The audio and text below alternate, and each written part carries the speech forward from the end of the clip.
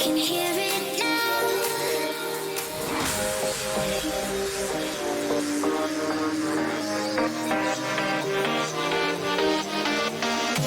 can hear it now. I can hear it now.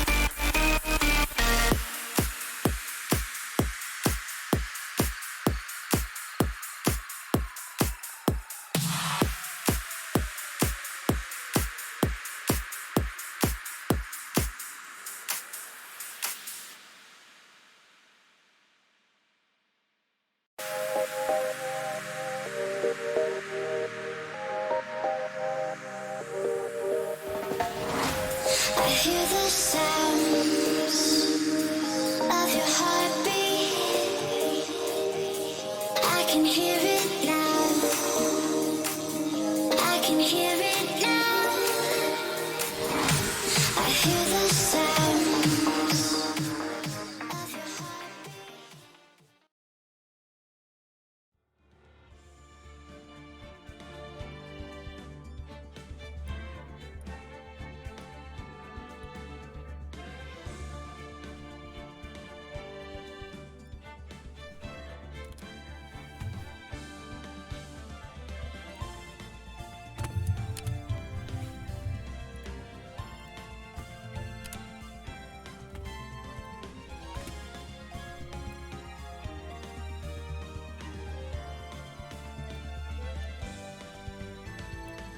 Why does she always start over there? Ah! There we go. One of these days she's gonna start in the correct position, and then there will be no scuff on the stream, and then everything will be alright with the world. Alright, here we go! What is up, fellow geeks? Super Geek Girl here, and welcome back to Phoenix Wright Ace Attorney Trilogy. Scuff screams are the best. Yep, it's Scuff Sunday, y'all. Oh, man. Hope you guys are doing well on this Sunday. Hope everyone is staying warm on this Sunday. I don't know about y'all, but right now in my neck of the woods, it's about 15 degrees and miserable outside. So hope all you guys are staying warm out there. Hello, Mango Pop-Tart! Welcome, welcome! I hear you on it being cold. It's like 34 degrees right now. Dude, compared to where I am right now, that is toasty. But regardless, wherever you are, wherever you're from, thank you guys for tuning in. So glad to see y'all. Hello, everyone already in the chat. Hello, Stumpy. Hello, KRT. Hello, Sleepy. And hello, Gab. Hope you guys are doing well. First off, my apologies for a late start on the stream today. I was actually in the middle of a voice acting workshop that ran a little longer than I expected it would, but we're fine. We're fine. So let's see, where were we? We are in the midst of the no one uses degrees Celsius. Well, to be fair though, everybody else in the world uses Celsius. We're the only country in the US that still uses Fahrenheit, and maybe like 2 other countries somewhere else that use Fahrenheit. I don't remember where. But everyone else uses Celsius. If anything, we should all be using Celsius. No one uses... You're not listening to me. Everyone uses Celsius. Oh, man. So, as I was saying, we're doing Phoenix Wright today. We are in the midst of the final trial of Justice for All. We're, farewell my turnabout. And oh boy, a lot of things happened last time. Maya got kidnapped. Edgeworth came back from the dead, and we all know what my reaction to that was. If you saw the short on YouTube, you all know what my reaction to that was. And oh yeah, somebody died, and we gotta Apparently, we are being forced to defend the so-called murderer.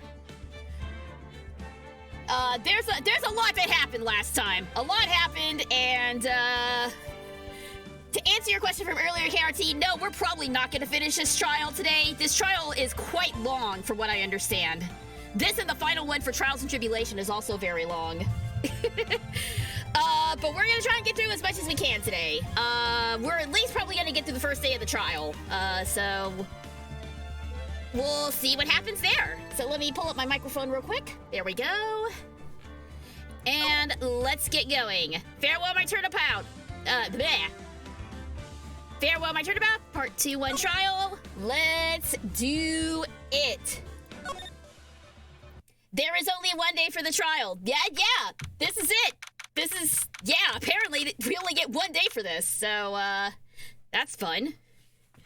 The case where the child is acquired is a long time. Yes, we do have a tiny child assistant now in Pearl. She's taking the place of Maya, who has been kidnapped, and hopefully we'll be okay. We'll see. Speedrun it. No!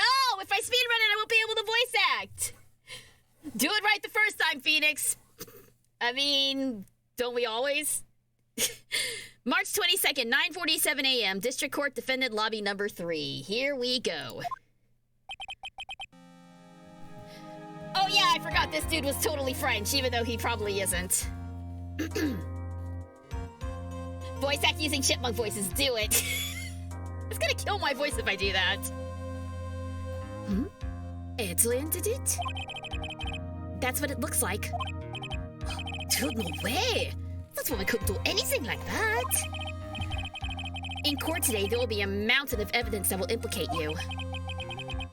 A mountain of evidence? I was speaking of the magical child acquisition. Ah, yes, no, that's gonna come much later. That's actually, that's Apollo Justice if I remember correctly.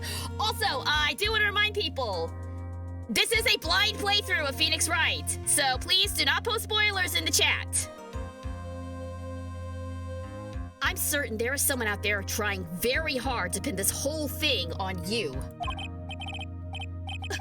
Please, Mr. Lawyer. Dude, like I said yesterday, I'm refreshing like a spring breeze, alright?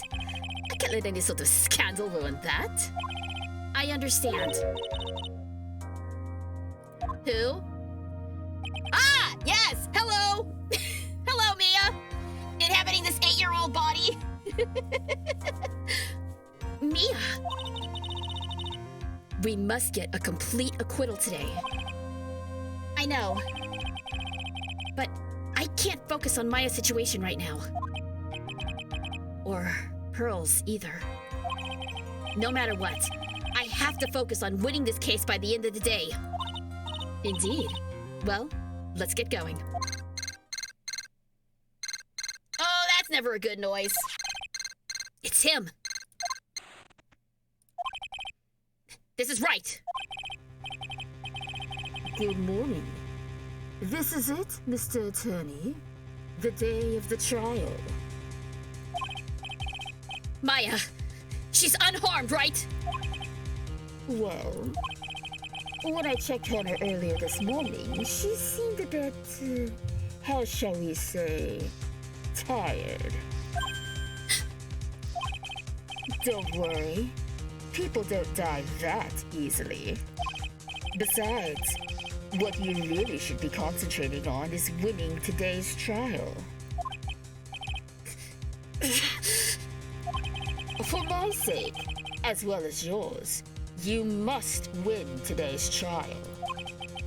Which is why I sent you a little present this morning. A present? What in the world would you want to give me? You'll figure it out once the trial starts. And even if you don't like my gift, I expect you to graciously accept it and win the day's contest, if you please. Wait! The kidnapper sent me a present? Mr. Lawyer, dude? Who was that? No one. It has nothing to do with you, so forget you ever heard anything. Dude, did your nose just get longer? Yeah, the question mark is a real jerk. He's our kidnapper, so... Oh god, I didn't even see SGG Axe had been redeemed. Chipmunk voice, okay. Alright, KR Thomas, I know I'm gonna regret asking this. Who's getting the chipmunk voice? Only one person is gonna get it, so who's getting it? Choose wisely. I'll wait till you make your selection.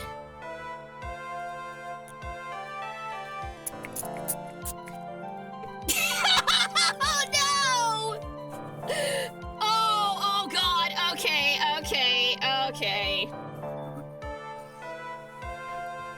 Francisca, it was Stumpy Night. You want Phoenix to have the chipmunk voice. Okay, alright. So I'll do the chipmunk voice. I guess I'll do a chipmunk voice for Phoenix for a little bit. Oh god, this is gonna be bad. This is gonna be real bad, y'all. Oh god. Here we go. Oh no indeed! Oh no indeed. Court is now in session for the trial of Matt Onguard. All the prosecution and defense ready? How am I even gonna do this? I don't have like a helium balloon or anything. Hey Spiral, how's it going? Phoenix is about to get a new voice, so bear with me for a moment. Okay, chipmunk voice, here we go. As high in my register as I can go.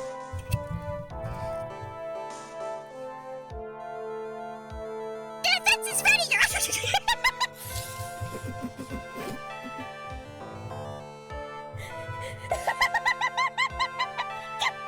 I can't do that!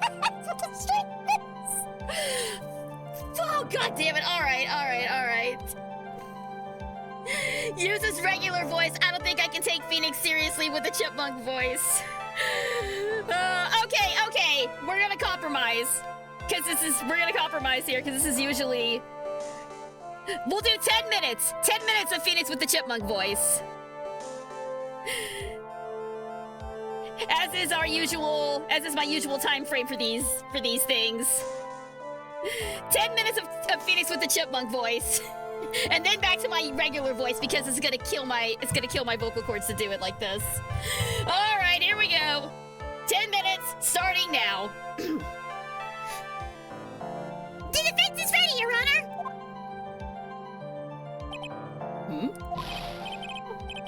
I say, Mr. Wright, what's happened to Miss Von Karma?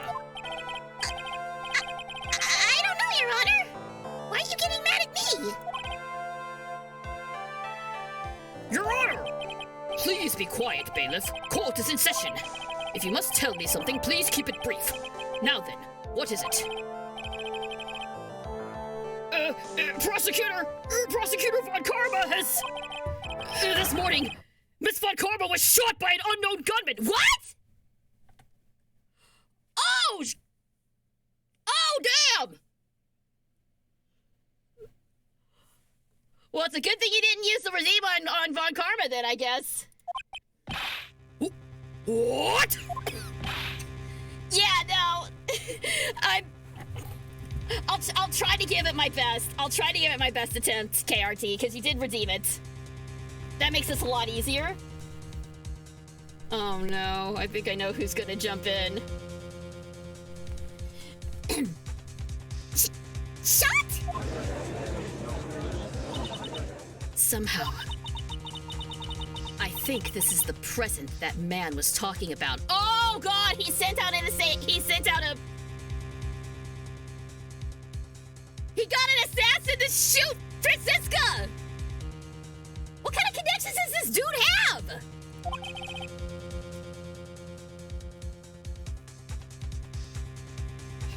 His present! Oh god, this chipmunk voice. Miss Von Karma is one of the top prosecutors in the country at the moment. If she were to disappear, it would be to your advantage. This is totally insane! Miss Von Karma, is she alright? I don't have that answer.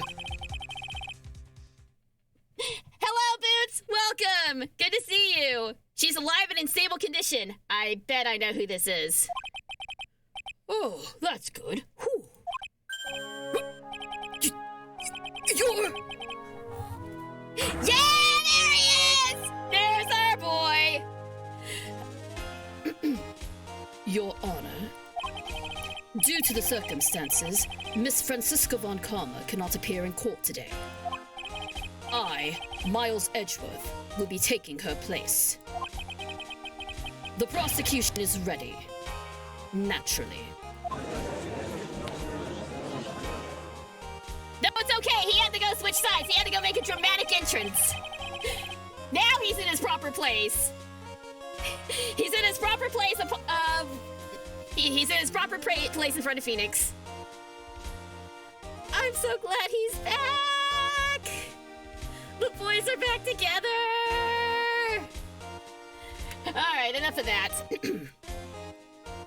Miss Von Karma was shot in her right shoulder and is currently undergoing surgery.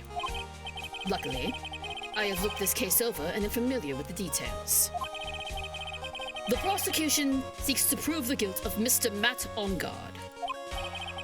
The court acknowledges the prosecution. Right. I finally found the answer I was struggling for on my journey this past year.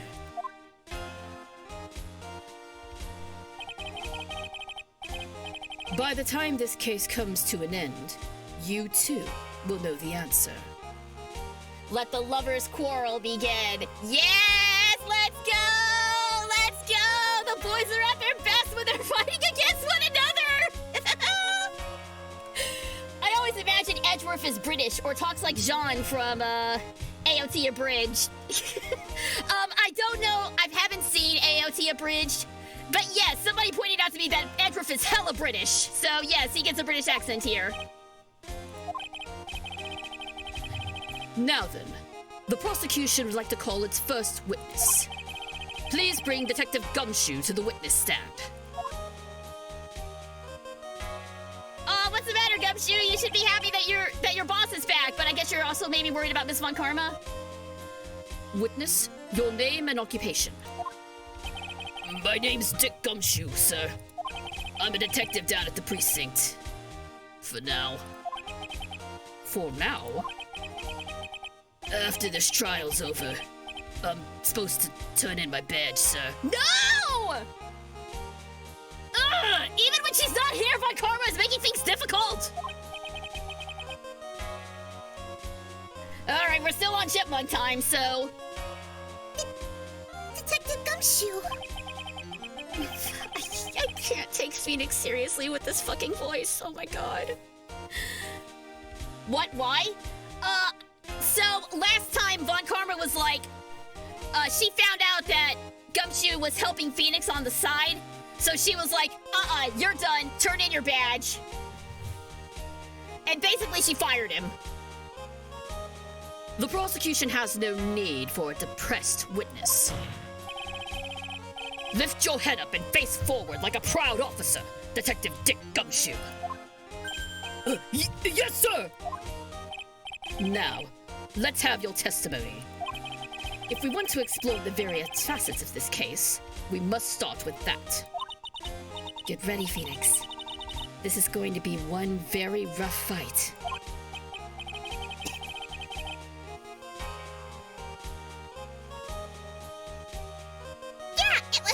I'm sorry, I can't do the chipmunk voice. Not when Phoenix is.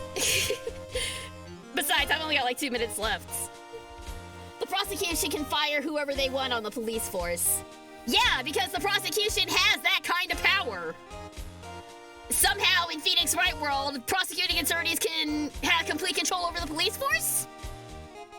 I don't know. I don't know if that's how it works. It's all good. I got my money's worth. All right, if you're fine with the KRT, I'm gonna switch back to Phoenix's voice then. Thanks for the redeem. Much appreciated. Yeah, it would have to be with Edgeworth as my opponent. The answer he was struggling for? Interesting. Show me this answer you finally found, Edgeworth. All right, the bare facts of the case. Here we go. This murder happened after the Hero of Heroes award ceremony, sir. The victim, Juan Carita, was found dead in his hotel room. After looking into the cause of death, we believe he was definitely murdered, sir. At first, we thought there was something suspicious about that empty guitar case. However, we later found out that the guitar case had nothing to do with the murder.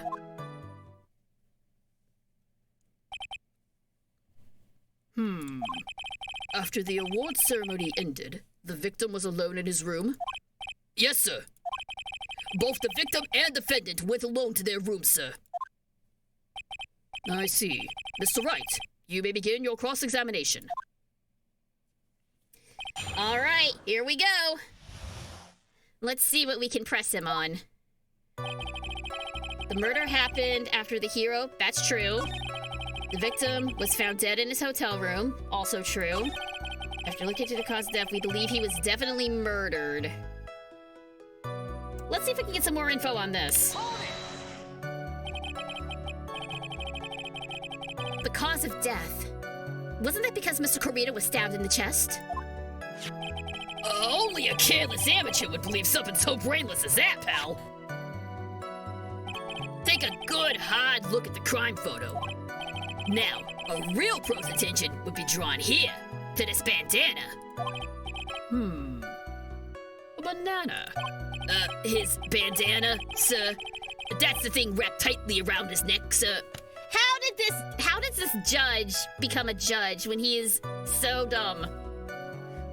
I don't know what it takes to become a judge in Phoenix Wright World, but apparently the qualifications are very lax if this guy can be a judge. Hello, Kid Anime! Welcome! Welcome to today's stream! Hope you're staying warm and hope you enjoy a little bit of, gay lawyer shenanigans. The judge is totally clueless. He really is. It shocks me how goofy this kid is. Did you know Ace Attorney has an anime? I did, and I am actually in it. It is, one of the first anime that I actually had a role in. In fact, later this year, probably when we finish the trilogy, I am going to have an Ace Attorney watch party in my Discord server. So be on the lookout for that. That'll be sometime after I finish the trilogy. So, cause it covers the entire trilogy and I don't want to get spoiled on nothing. So that'll be later in the year. So look forward to that on my Discord. If you're not a member of the Discord, there's the link to join in my Twitch channel description. So be sure and join today. Can't wait. We gotta name that song. Okay. I see no, hear no, don't beat me to it, Stumpy. I Am All of Me from Shadow the Hedgehog. That's also a very fun song. When in my more emo moments, I belt that one out. Yes, I see. His banana-scented bandana. Just get off the bananas, dude! Come on! Do you not get enough potassium in your diet? Then, what about the knife? It seems to have been stuck in the victim's chest on purpose after his death. We have a crafty murderer on our hands here. The autopsy report has been added. Time of death, 8:15 p.m. Cause of death, strangled with a scarf, and then stabbed with a knife. Someone must be hungry. Yeah, somebody skipped breakfast. At first, we thought there was something suspicious about the empty guitar case. Yeah, tell me more about this guitar case. And why did you think that? Well, because it was empty, pal. The Jammin' Ninja don't go anywhere without his bright red guitar. And we couldn't find it anywhere at the scene of the crime. Oh, then how about this thing? No, I don't want to hear your theory, sir. A fan really wanted the guitar and did the crime to get it. How's that? We thought of that too, but But? And the only fingerprints on the guitar case were the victims. Only the victims, huh? I see. So much for my theory then. Guitar case. Updated. There is some water, but only on top of the lid, and it bears only Karina's fingerprints. Ace Attorney reminds me of Law and Order. Yeah. Yeah, me too. Except with a lot more, with a lot more sexual tension. Judge just wants to play prosecutor. No, Don't quit your day job, mister. Don't quit your day job, sir. However, we later found out that the guitar case had nothing to do with the murder. Nothing? Really? What convinced you it had nothing to do with the case? The guitar wasn't at the Gatewater Hotel that night. Well then, where was it? The bright red guitar was eventually found at the TV studio. The victim, Juan Carita, had apparently only taken the case with him, sir. So you mean he forgot to put the guitar inside the case? Yes, sir. Even when he was on stage for the ceremony, he didn't have his guitar. So that guitar case was empty even before he got to the hotel. Yep, that's right. So it really has nothing to do with the case after all. It has something majorly important to do with the case, I reckon. I believe that is enough. First, the victim was choked to death with his bandana. Then, after the victim was dead, the killer deliberately stabbed him with a knife. Which brings me to my next point. Why, then, did the police arrest Matt Ongard? Because there was reason enough to suspect him. Here it comes. Looks like Edgeworth's back in full swing. Damn, he's attractive when he's like this. No, gotta focus on the trial, Very well. Detective Gumshoe, please testify about this matter. Yes, sir. I still think that quote from Eric Vale is the funniest thing in the world. Somebody at a panel, Eric Vale plays Phoenix Wright in the anime, right? And somebody was asking him what it was like to play Phoenix Wright. And Eric Vale, I think his exact wording was, he was playing it with all the energy of a repressed bisexual who has the volleyball scene from Top Gun going on in their head constantly on replay. And I love that. I love that mental image. That is so good. Phoenix is distracted by his love for Edgeworth, and he sure is. I mean, can you blame him? His boyfriend just came back from the dead after being gone for a year. I'd be a little distracted too. All right, let's find out why they arrested Ongard. Matt Ongard and Juan Carita were huge rivals with each other. They each thought the other guy was, in his way. That's motive enough for my book. As for evidence, there's the Jammin' Ninja's button. It was ripped off in a ninja costume and was found in Mr. Ongard's, hakama. And the defendant's fingerprints were also all over the knife. The defendant brought the knife for the crime, which makes this a premeditated murder.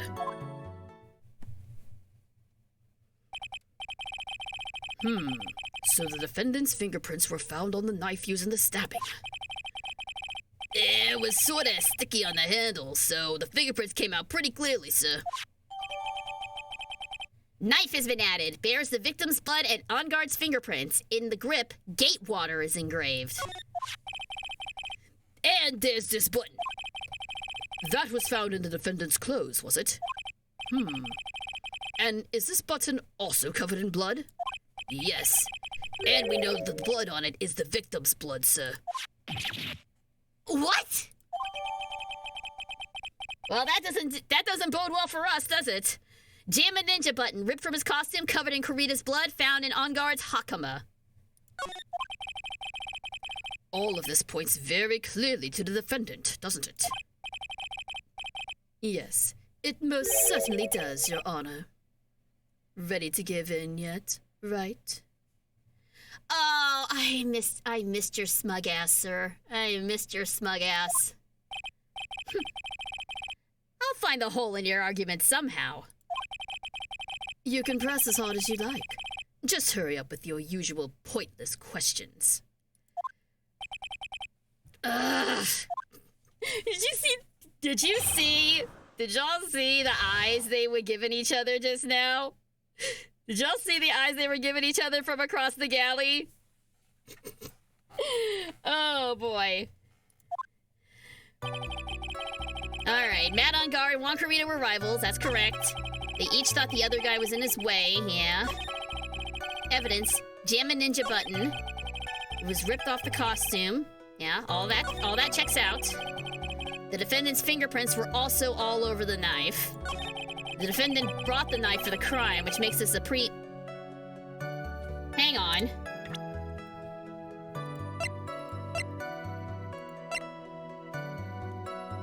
It has Gatewater engraved on it. That means, no, hang on. That means it was not premeditated. He picked that up at the hotel. So we got a little problem here, or in other words, we've got an objection!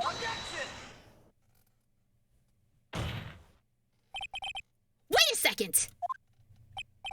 What? So the basis of your argument that this was a premeditated murder is simply that my client bought a knife beforehand? That's right, pal. The defendant Did not buy this knife. Huh? Take a good look at the handle of this knife and you'll see what I'm talking about. Huh? It has a Gatewater seal set into the handle. Gatewater? I think I heard that name somewhere before. That's the name of the hotel? The Gatewater Hotel? Uh-oh. The murder knife was actually property of the hotel, which means this murder was not premeditated. Edgeworth, our pointless questions always break your case, so they are very pointy. Yes! I like that. Also, today is Ben Balmacita's birthday. I did not know that. Happy birthday to him. He doesn't watch the stream, but hey, happy birthday. Yes, that is very true. Oh, this is a very big...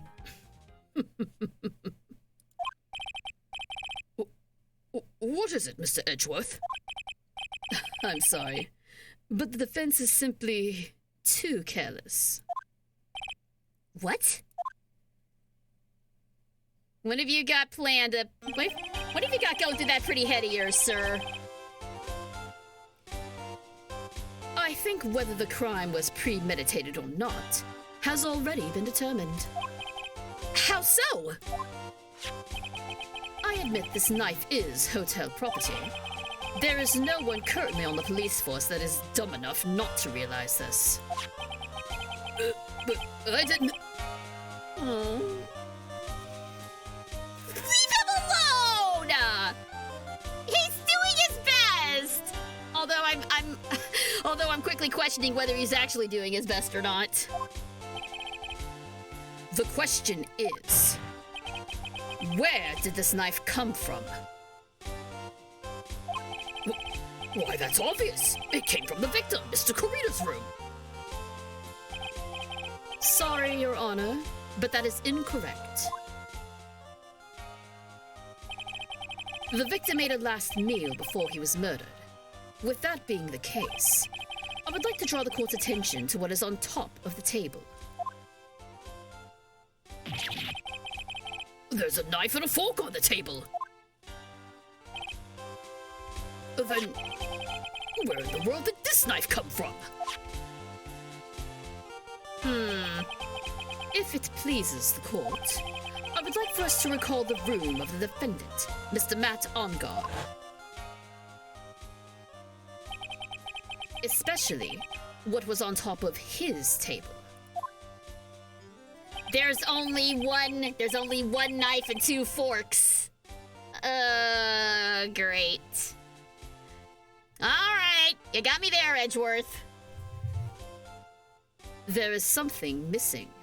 Perhaps, is it a single knife?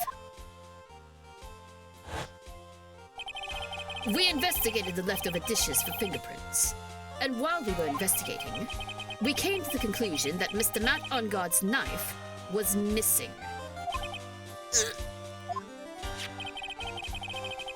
Mr. Ungard had gone to the victim's room with the knife he had used during dinner.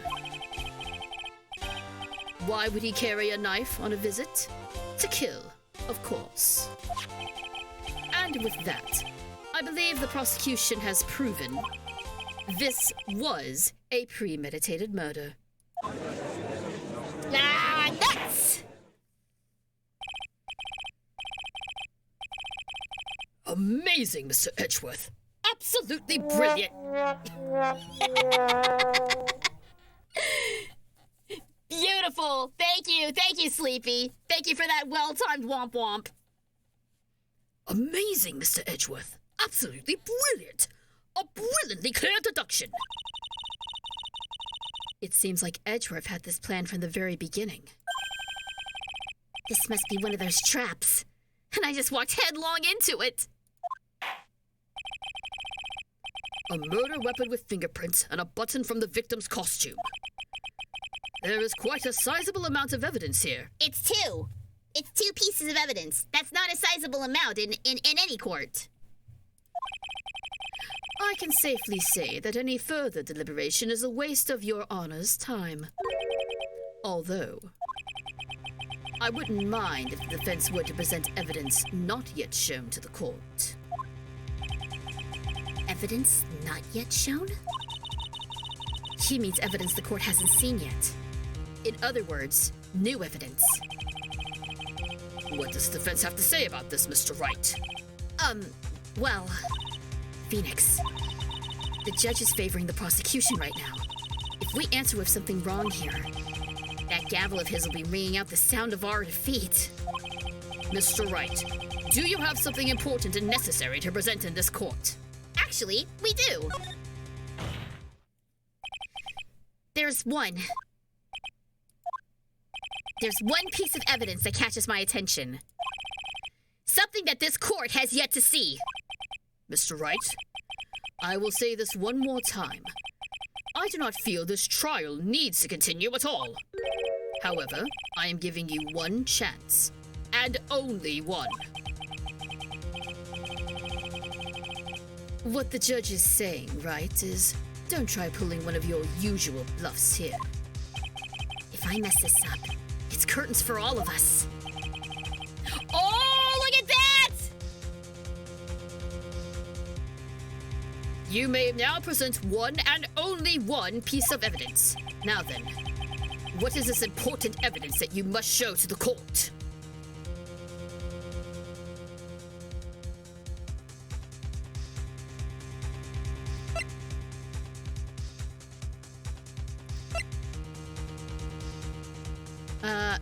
Oh! The glass! Wasn't there something goofy with the glass? Well, I saved, so if I get it wrong, we'll just speedrun it. Here goes. I have a bad feeling about this. Thank you, C-3PO. This is a wine glass, is it not? Please look at the crime scene one more time. The scene is a mess because of the victim's struggle against his assailant. The vase was broken, his makeup is all over the floor. These were all things that were, at one point, sitting on top of the dresser.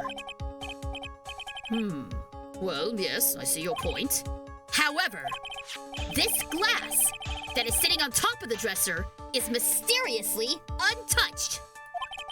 The only thing that had not fallen over along with everything else is this wine glass. This piece of evidence is more than strange enough to warrant further consideration.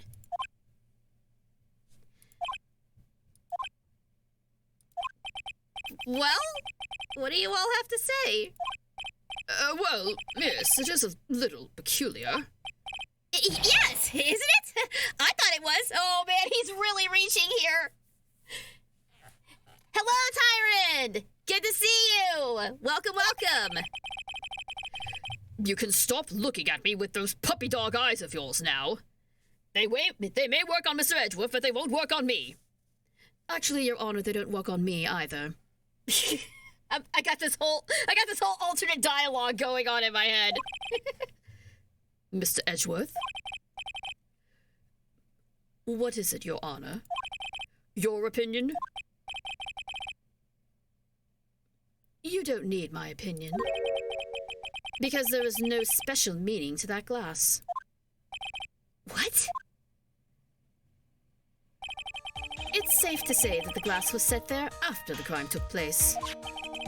By the person who discovered the body, Adrian Andrews, for example. She could have easily been so shocked that she set the glass down without thinking.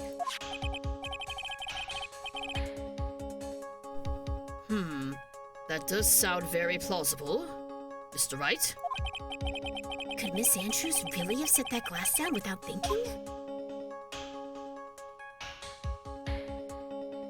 No, I don't think so. I don't think so. Her fingerprints would have been on it otherwise.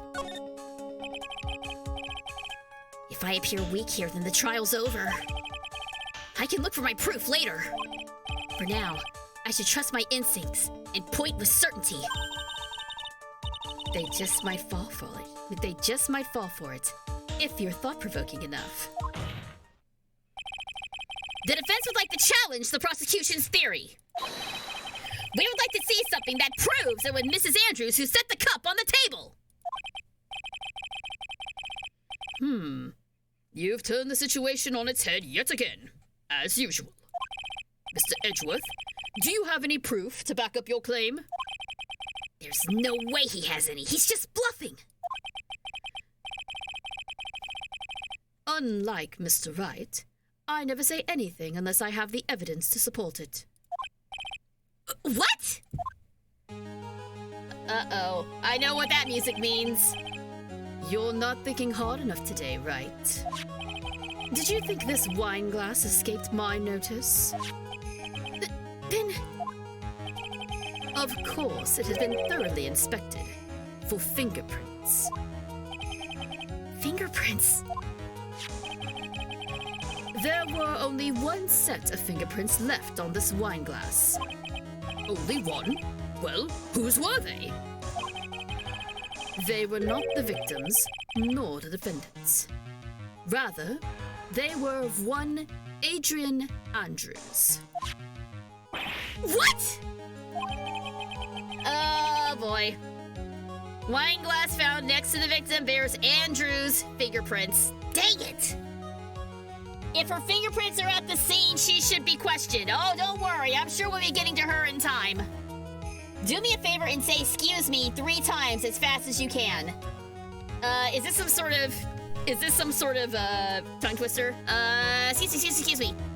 Yeah, I can't say "excuse me" 3 times fast.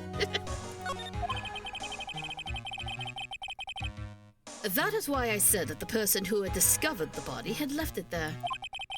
Are we done here, Mr. Wright? Ugh! I can't believe I fell into another trap!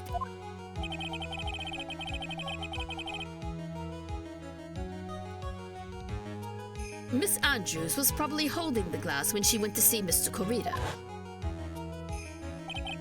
But upon seeing his dead body, she was stunned and set the glass down on the dresser. What you just said makes a lot of sense. Now do you see, Wright? You can't change any part of my scenario, as it explains everything all too well. I've thought long and hard this past year about what it means to be a prosecutor. And from here on out, I will show you the answer I have come to discover. Wait a second, Mr. Edgeworth. I think the prosecution has provided enough evidence for me to enter my verdict. Unfortunately, I cannot allow you to pass judgment yet. The prosecution has yet another witness we would like the court to hear from. Another witness? Yes. Bailiff, please bring in the next witness. What in the world is Mr. Edgeworth thinking? Miles Edgeworth is voiced by Christopher Wenkamp. Yeah, and he does a great job with Miles in the dub. Wait, I think I know who this next witness is. Oh no. Oh no. Now then, witness, please state your name and occupation.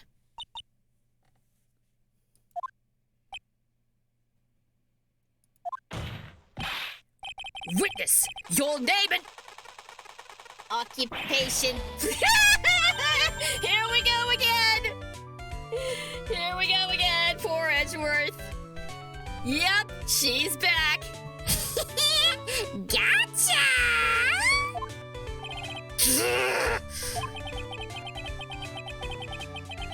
I wonder what happened to that calm composure he had earlier. Oh, Edgy boy! It's been what, a year since we last met, hasn't it? You should be more happy to see me. I saw the report with her testimony, but who knew under that helmet? There was the wicked witch of the witness stand! Wicked Witch of the Witness Stand. Beautiful. I love it. Oh, I tell you, this time I know what I'm supposed to do. So today, I'm going to tell you anything and everything. Even things that don't have to do with that terrible crime. Miss Witness, that terrible crime is all this court needs to know. Shush! I'm talking to my dearest Angie Winky right now! So do you actually play as characters, or is this a sim game?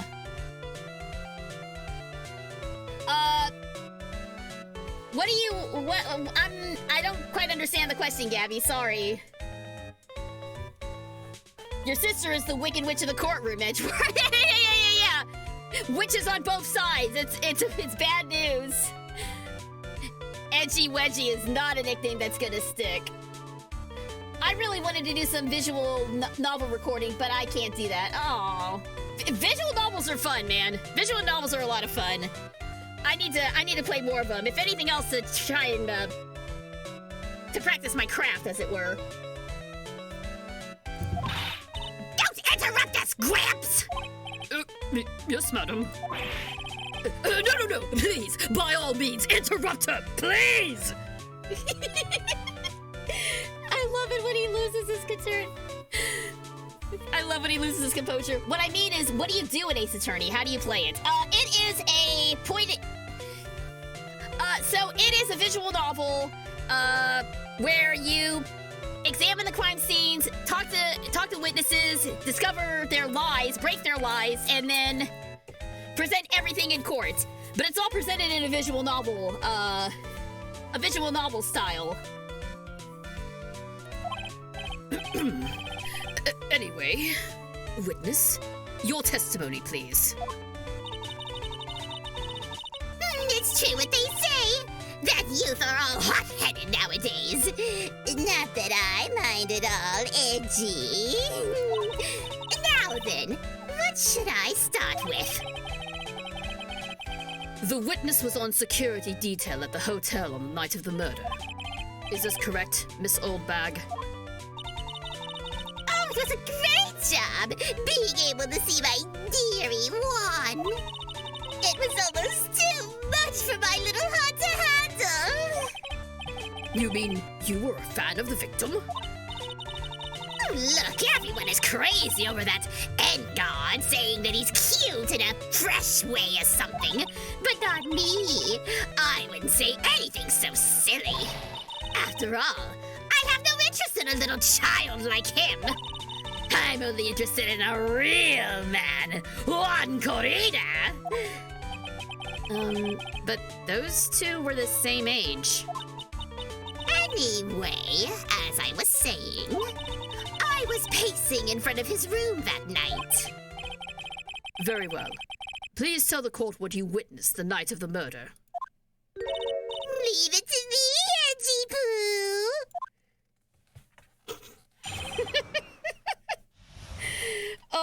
my god. I don't know if I hate Old Bag or, like, love her. Anyway, after the ceremony, I went to pace around the hallway in front of his room. There was something I was interested in finding out, you know. Well, since I was on the job, I made sure to keep a good eye out the whole time. That's when someone came up. That's when someone showed up. It was a man coming out of poor Juan's room. It was Engard, not Engard! He was trying to sneak his way out of Juan's room! Edgeworth should get a restraining order against Old Bag. Yeah! Honestly, I'm not sure if that would help. So Mr. Engard came out from the victim's room. You see? It has to be him! He's the murderer! I see.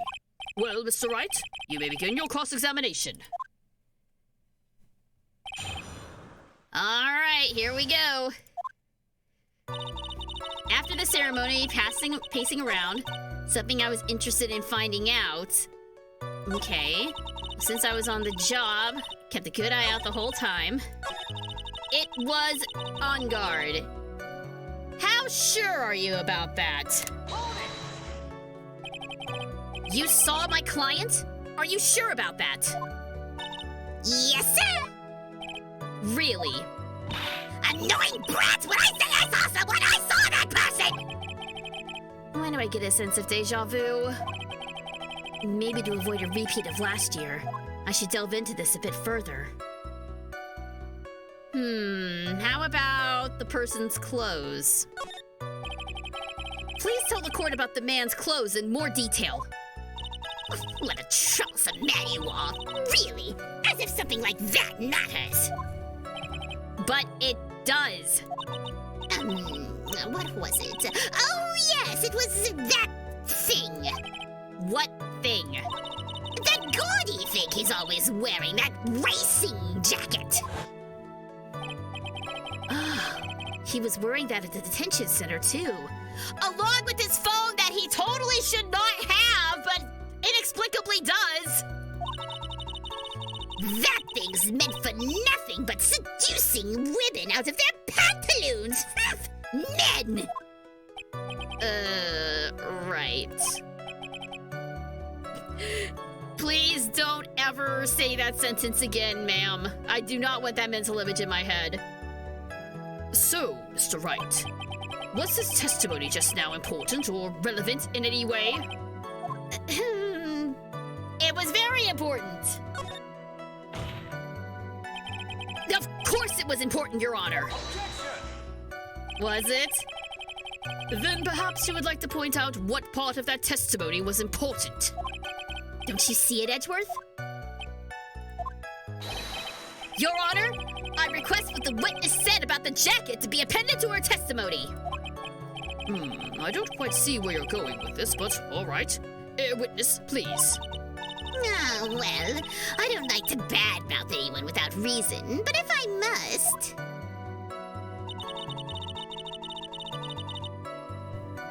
He was wearing his flashy racing jacket. It was all just for show.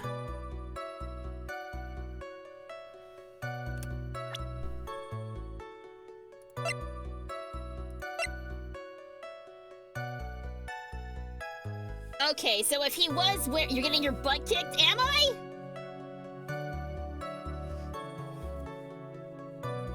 What do you think about the character, the attorneys? They're attorneying circles around you. They really are, but to be fair, he's got a lot on his mind right now. He's his best friend / little sister / weird girl has been kidnapped, and he's got to win this. He's got to win this thing, and it's cause, well, I guess if he has to win this thing, I don't know. We're fine. We're fine. We're the main character. We're gonna be fine. Everything is gonna be fine. Anyway, he came out in that jacket.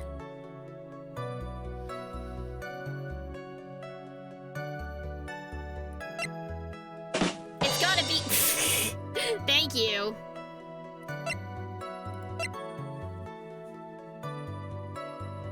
if he was wearing that flashy jacket, there was no way on that jacket they could have hidden the button, right?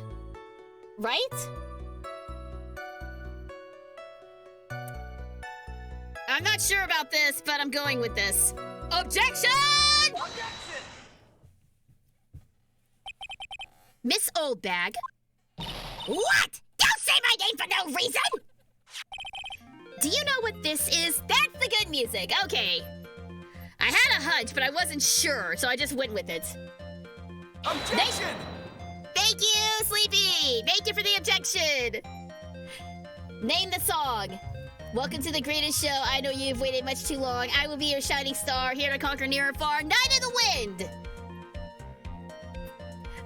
That's actually one of my favorite Crush 40 songs. Ah!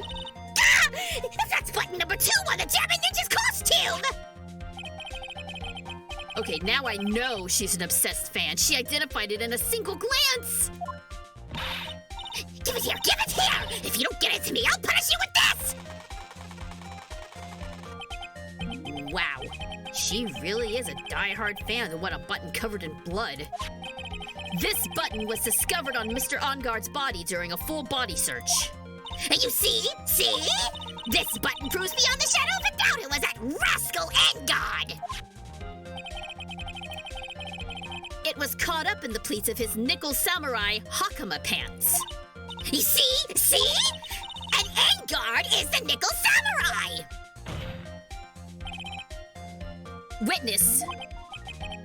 Now, it may just be me, and I do have an active imagination, but just now, didn't you say that the defendant, Matt OnGuard, was wearing his usual racing jacket?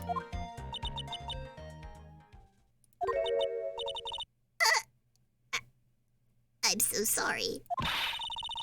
Sorry that you judge people based on what they wear! If I were the trendiest dress, it may be easy, but instead I have to put up with a authentic dress outfit. You really sound it's hideous, right? I've got a tape recorder stuck up my chest. It's heavy! So heavy I was really supposed to see these ages ago. But you got Gemini for all those kids who went to the hours of the not a fan. Now take a look in the mirror. Your clothes are not as interesting as the documentary on Carling. You should take a tip from the defense. You know he's got style!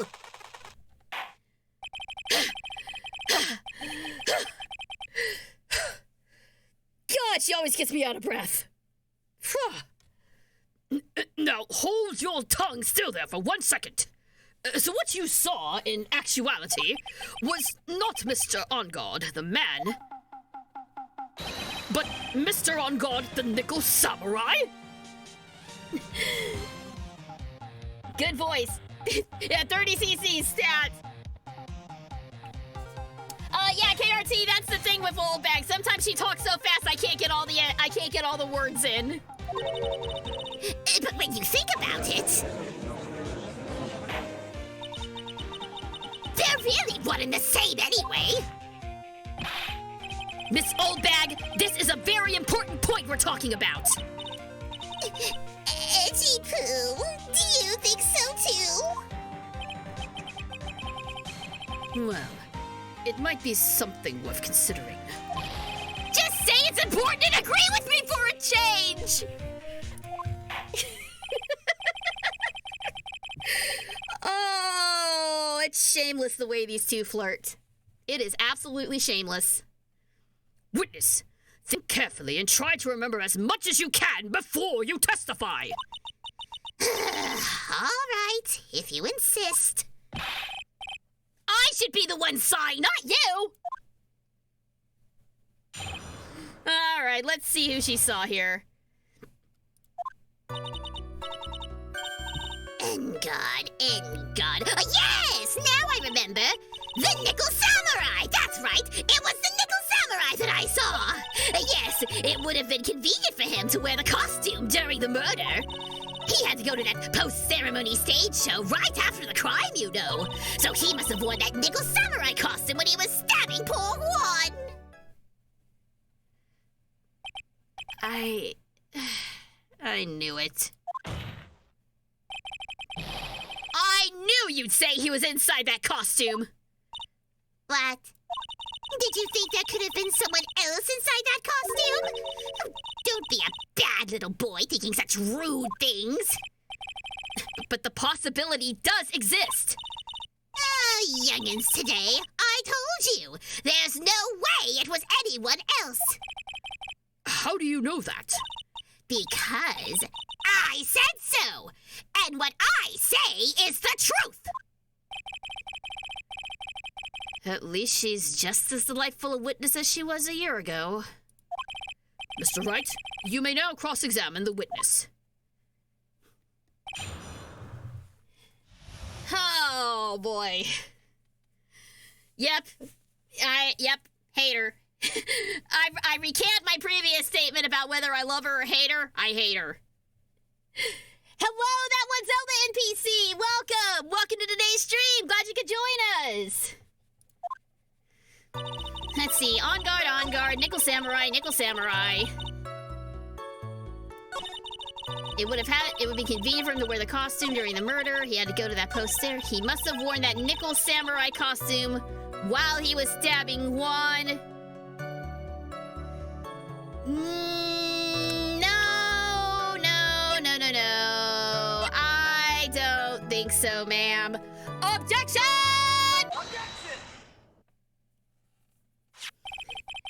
I've been lurking the last few streams. Hey, always glad to have you, whether you're lurking or not. Always glad to have you.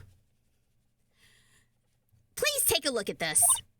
Yeah, so, it's a knife. Big deal. If you're trying to scam me with that, I'll have you know it won't work. No, that is not my intention at all. That's the knife that was used in the murder, correct? Your Honor, do you know why this piece of evidence is important to this case? You don't even have to ask. It's because the defendant's fingerprints are on it. I see where this is going. Is that what you're driving at? That is exactly what I'm driving at. What are we driving at? And whose car are we driving? That's actually not bad.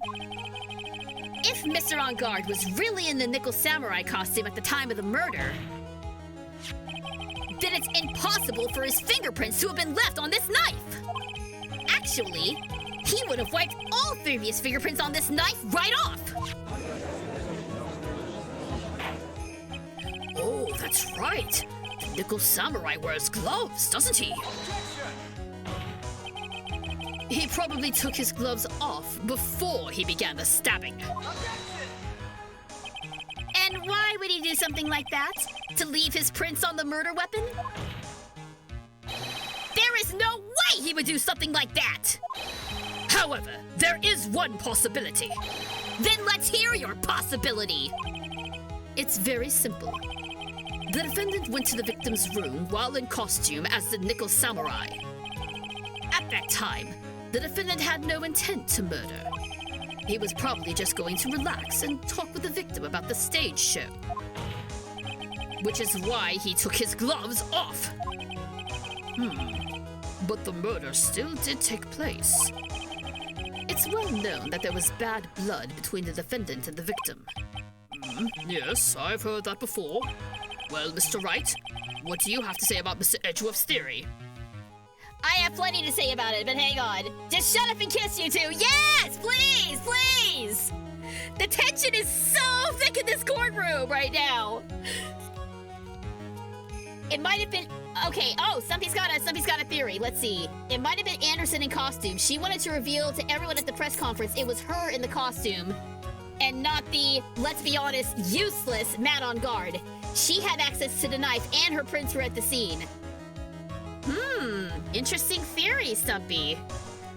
Interesting theory. We'll see if you're right later on. Why did he bring the knife from his room, Edgeworth? Exactly. There's that too. Let me get this straight.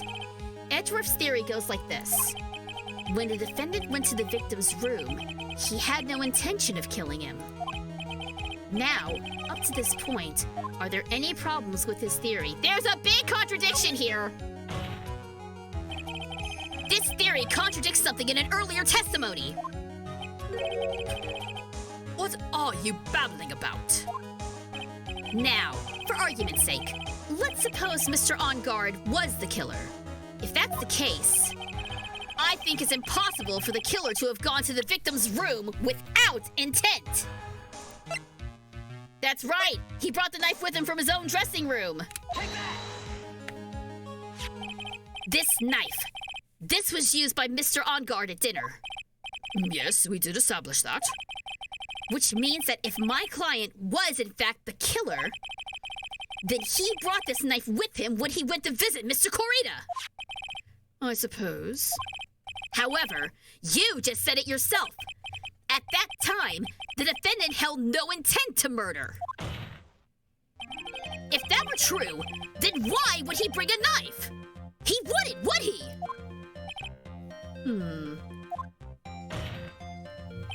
Which means, Mr. Edgeworth, your theory was flawed from supposition 1. Get him, Nick. Get his ass. Get him. And one more thing. Oh! He did the Columbo thing! He did the Columbo thing! I love it! And one more thing. If the murderer was wearing the costume at the time of the murder, then there should be glove marks left on the knife. Which means the defendant's fingerprints shouldn't be all over it like bees on a hive. And that brings me to my final point. This knife was planted by the real killer to hide their identity and mislead us. Bam! Order! Order, I say! Order in the court! Was this knife really planted by the killer? Why would the murderer do such a thing? To frame Matt On Guard, of course. It's to frame my client, Mr. On Guard, of course. To frame? Aren't you forcing the interpretation just a little too hard on this one? But we just established that the witness saw the Nickel Samurai in costume. And if that were true, then there shouldn't be a single fingerprint on this knife. Witness! Looks like I've made your life a tiny bit more difficult, huh, Edgy Poo? Witness, did you or did you not really see the Nickel Samurai? Well, I guess at first I might have forgotten, but... Are you saying you mixed up Mr. On Guard with the Nickel Samurai? His character on TV? But I mean, I can't really do anything about that now! Look, I was waiting around in front of their doors because, well, I wasn't waiting around for the Nickel Samurai, that's for sure!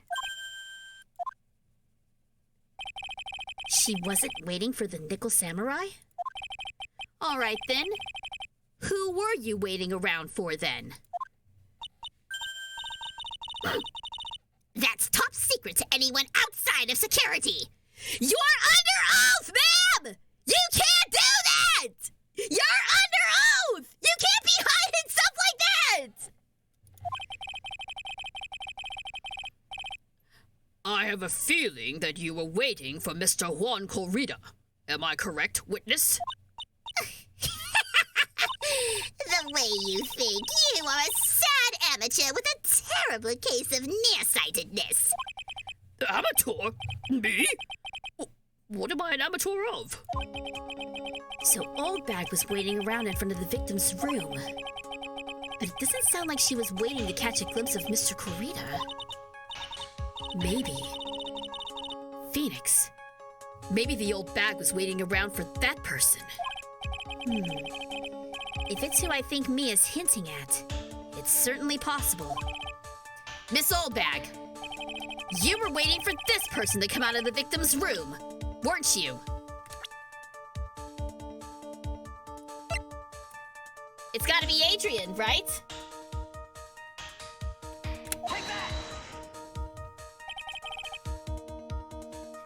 Who is this person? This is Adrian Andrews, Mr. On Guard's manager. But why would the defendant's manager be in the victim's room? It seems that this is the latest rumor in circulation, Your Honor. Oh, this is... Well, this is... Ah, I see. The judge seems to really be into the article, if it can be called such a thing. Then this manager with the initials AA, are you saying it's... Adrian Andrews? Without a doubt. The witness thought so as well. Looks like you found me out.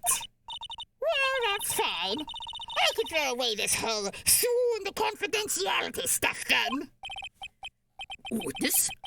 What in the world are you... Watch out, Phoenix. I've got a bad feeling about this. A very bad feeling. I got some information. Some very secret information from a certain source.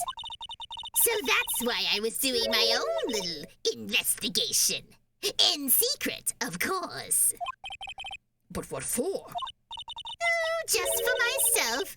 Personal reasons and all that. Well, Mr. Edgeworth, how will you proceed from here? I really don't want to do this. However, I cannot simply let this point slide. I see. Very well then, witness. Please testify about this secret information. Get ready. This is gonna take the wind out of you young'uns. I'm sure we're all capable of handling this. Really. It's not like we're 10 years old. I bet the secret source is Lotta Hearts. I bet it is too. That Engard is one evil man. He thought he could ruin poor Juan by causing a huge scandal. So to do that, he sent his own manager to get in close with Juan. I cannot condone such dirty tricks, so I took action. Oh, and this is top secret. You got that? Nobody else but you and me know yet, okay? The defendant sent his manager? What a distasteful topic for this court. What? Nobody's above gossip. And isn't there a saying, the truth is never pleasant? Never heard that one before. Mr. Edgeworth, what about this Adrian Andrews person? We have looked into this matter and found that the truth the article proposes is, in fact, baseless gossip. But should this be true, then this proves that the defendant did bear ill will towards the victim. So this means I have to smash this rumor once and for all. Now then, Mr. Wright, you may cross-examine the witness. Be careful. The old bag seems rather excited right now. That's right! Engard is nothing but your average foul-blooded youth! Well, as the old saying goes, you've got to burn old bags with fire.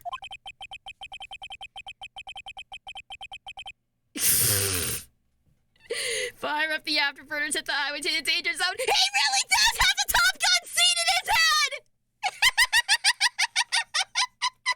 He really does have the Top Gun volleyball seat playing in his head! Oh my god, I had no idea! I had no idea that that was canon! Oh, that's great! That's great! That's great! Oh boy, Q Kenny Loggins' Danger Zone. Oh boy. All right, name that song. Welcome to the mind of a different I don't know if I can actually sing it right now, but that is Undefeatable from Sonic Frontiers. Okay, so real talk, I really want to do a cover of that song, but I don't know if I can scream like that without completely destroying my voice. There is a proper way to scream, but I don't know what that is. Though considering all the screaming I've done as Karine, I probably should figure out how to do that properly without wrecking my voice. Anyway, secret information, let's go. Engard's an evil man. He thought he could ruin Juan, sent his own manager to get in bed with him. This is top secret. Is it though? Wait! What? I'm a busy woman! Tea time with the kiddies is over! Secret information that no one else knows yet? If that's true, then how do you know this secret information? Well, that's because I'm a pro! Yes, that's it. It's a secret! Even if you drilled a hole into my brain, you'll never find out! I think there's plenty of holes in your brain already, ma'am. How in the world did that old bat get such a secret piece of information? I think I know how. So no one else is supposed to know this secret information, correct? If that's true, then why do you know it, Miss Old Bag? Why are you looking at me like that? Stop that! Witness? I hate to say it, but this is how you came to acquire your secret info, isn't it? She snatched up Lana's camera. It's gotta be her. The investigative photographer, Lana Hart. Oh, yes. I remember that mischievous girl. She reported that she had lost a certain note she had written to herself. She reported such a thing? On that piece of paper, she had written down some of her impressions about the relationship between the victim and Miss Andrews. What? Outrageous ideas, you say? No. I said impressions. Good save. Then everything written on this piece of paper is completely meaningless? Aha! That's it! That's the note! No!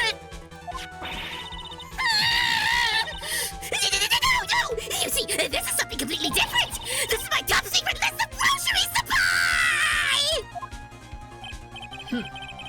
Then you're the one who took Miss Hart's note! I'm a huge fan of Wad, that's why! That infamous puffy-head whippersnapper! She's working with that evil Engard! She said so herself! Engard, I'm his sidekick! She was so happy, smiling like a silly duck! I was only checking what she had written!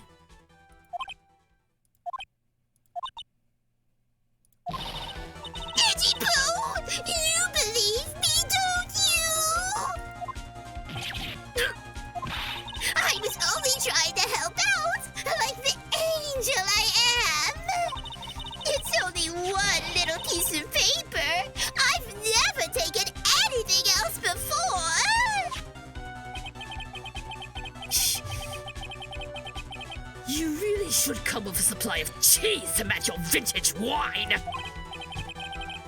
Well, it was only a piece of paper. I suppose we can overlook... Come on, dude! I suppose we can overlook this just this once. She looks like she's really sorry. Should I forgive her? No! Do not! Pin her down! If I let up on her now, she'll get away. I have to find some way to inflict a deafening blow to the prosecution. Witness, you said that the only thing you stole was that note. Is this correct? No! Why don't you listen more carefully, you annoying brat? I saved this piece of paper from the terrible, lonely trash can! That's all! You're lying, damn it! And I can prove it! Oh, language, Phoenix. Are you putting my credibility under scrutiny again? Miss Oldbag, I don't believe that the note is the only thing you stole that night. You got her camera, too!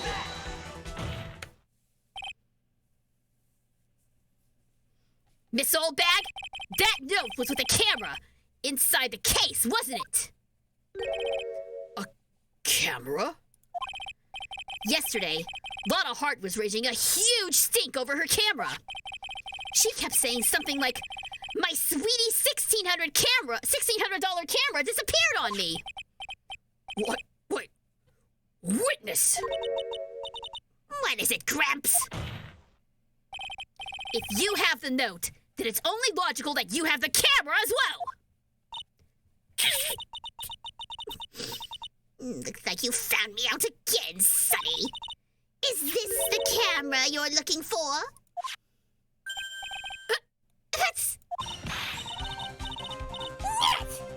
I look like this, I'm still a person, you know! I still eat meals like you! I fall in love and borrow things from people! I think your definition of borrow is a little off. I saw that woman's business card, and that's what I noticed. It said, Slime Bag Celebrity Photographer Extraordinaire! Well, when I saw that, I had to know what sort of pictures she had taken. I'm a professional security guard! It's my business to know these things! Bailiff! Check this camera's photos, hurry! We must examine them at once!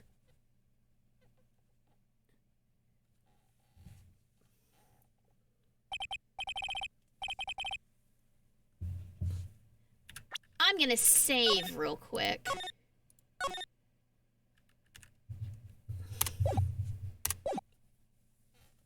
Here we go.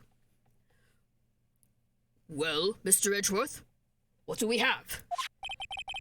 There's only one photo that seems to be relevant to this case.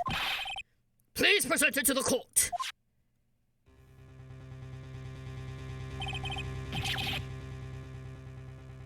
This is the Nickel Samurai. You see? I told you that's the guy I saw! This proves that the witness was not lying earlier about this matter.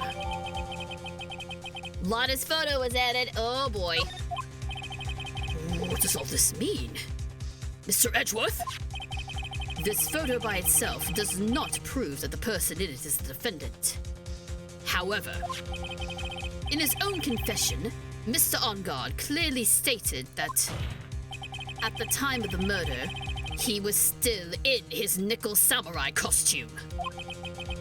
If that is the case, then this Nickel Samurai is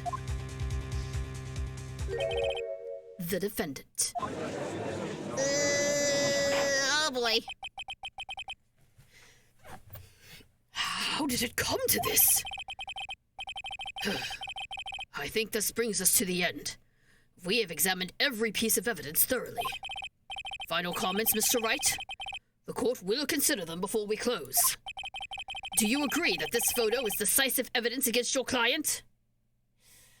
Hydrate and stretch. All right, I'm stretching.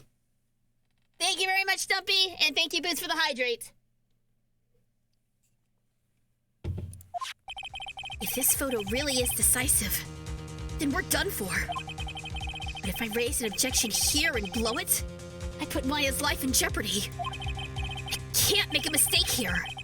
There's only one road out of this mess. This photo that Lotta took, there's gotta be something strange. There's gotta be something wrong with it. There's got to be. There's something strange with this photo. I knew this was coming, Wright. Your thoughts, Mr. Edgeworth? I think we can all agree that there is nothing strange with this photo. There is no way for the defense to debunk this photo, even with a bunker buster. Debunk with a bunker buster? Is that what you're planning to do, Mr. Wright? Anyway, please look at the photo one more time. It's a trap! If you really believe you can honestly find something wrong with this photo, then you should only need one chance, correct? Well, I have to find something wrong with this photo. I can't let this chance go by. Where in the heck did she take this photo from anyway?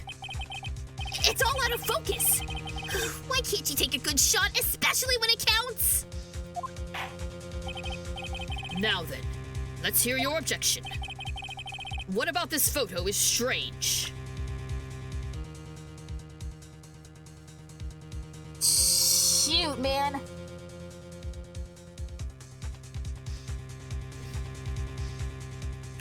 Can I? Okay. Shorter? What's shorter?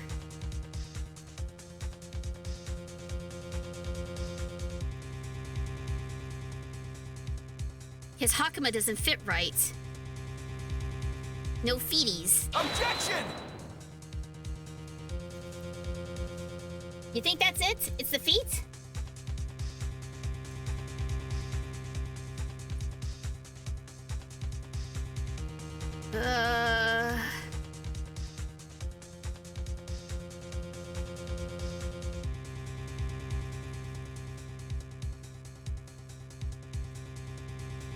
So what, do I just click on either one of them?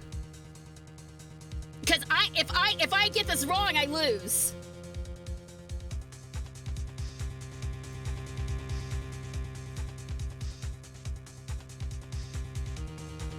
I think you're on the right track. I did save my game, but I can't save while I'm looking at the photo. And I can't pull away from the photo either.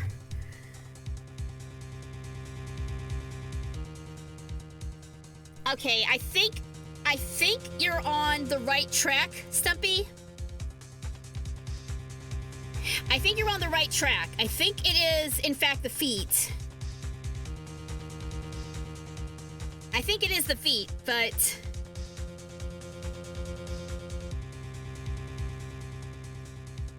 But I'm not sure...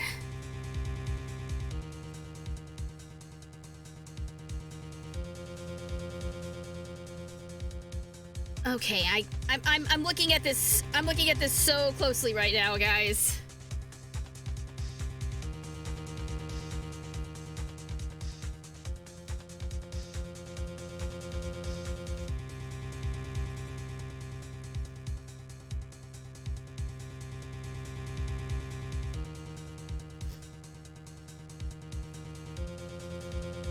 Okay. I think you're right.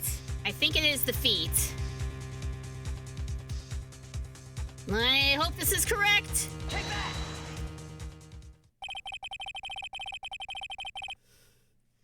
I hope this is right. I hope I got this right. I would like to direct the court's attention to this one area right here. What are you pointing to? His ankles? If you could see this person's Thank you for the duck, Stumpy. Quack, quack, quack. I think I'm okay. I think we're okay. I think I got it.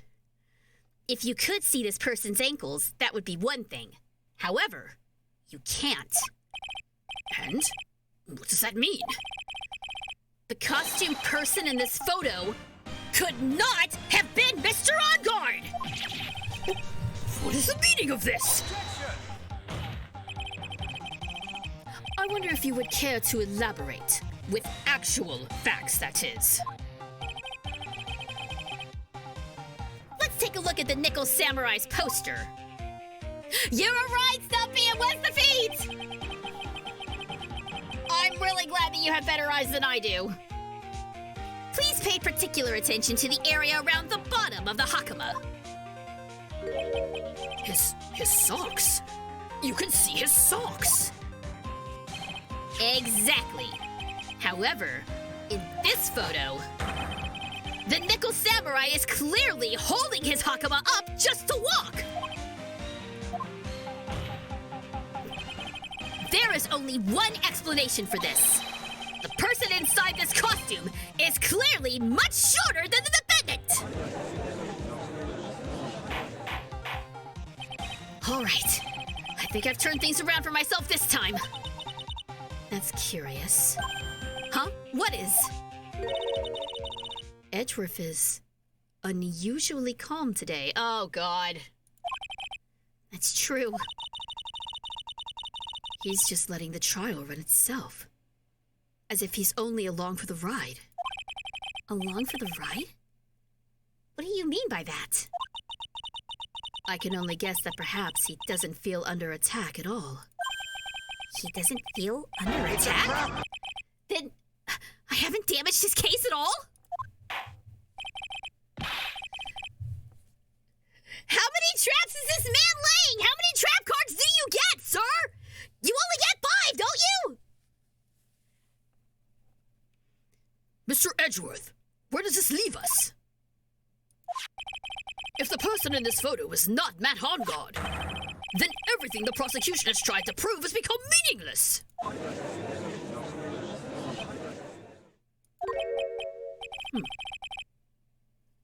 I figured it would come to this. What? Right. I have something I want to ask you.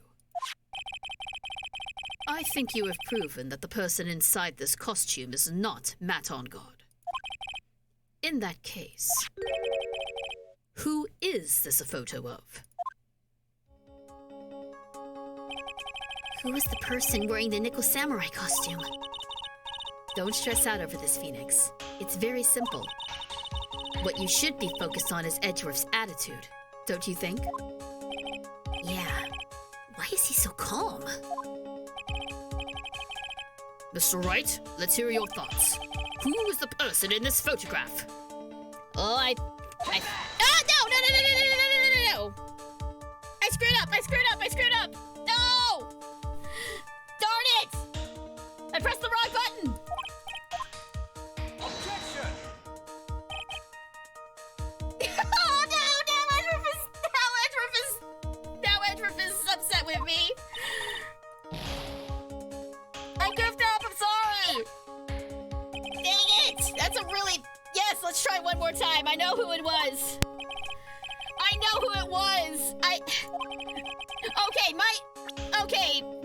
Okay,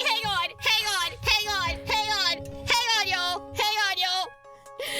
The E key and the R key are right next to one another, and sometimes my light-up keyboard doesn't really light up all that well.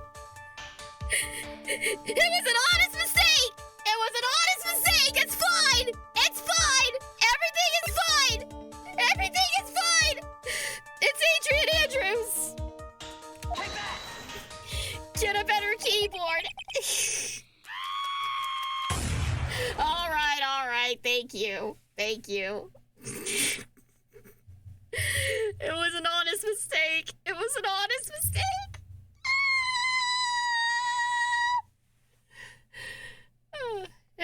Everything's fine. Nothing is ruined. We still have plenty of life left. We're fine. We're fine. I can't believe I did that. Just gloss over it and everything's fine. Adrian Andrews? If you want to know who that nickel samurai is, it's none other than this woman. And why would you say it must be Miss Andrews? What in the world points you to her? For starters, she's short. And she can freely move in and out of Mr. On Guard's room. Finally, she had dinner with Mr. On Guard that night. And how does that all add up? It means that it makes it very easy for her to get a certain item. A certain knife with Mr. On Guard's fingerprints all over it. The knife that was used as a murder weapon. Why don't you just say what it is you want, Wright? I have to do this now. This is my last chance to turn things around. The defense moves to indict Miss Adrian Andrews in the murder of Juan Corina. It was Miss Andrews who tried to frame the defendant for the crime.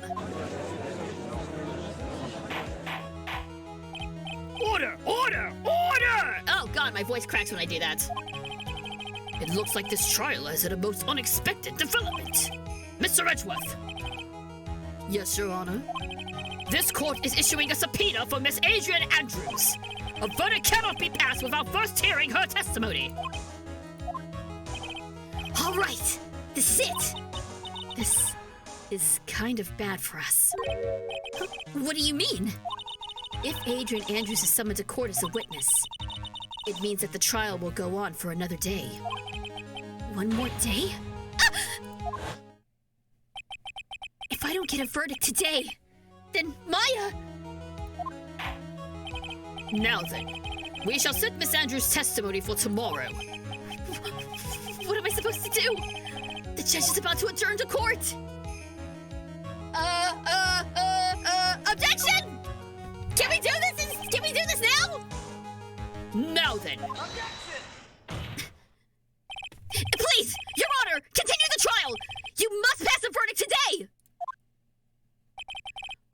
I can't do that.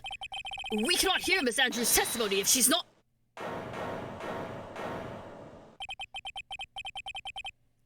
I abhor wasting such valuable time. Edgeworth? Your Honor, I request that you please continue with today's trial. But we cannot continue due to this unexpected development. Unexpected development? I think you underestimate me, Your Honor. And what do you mean by that?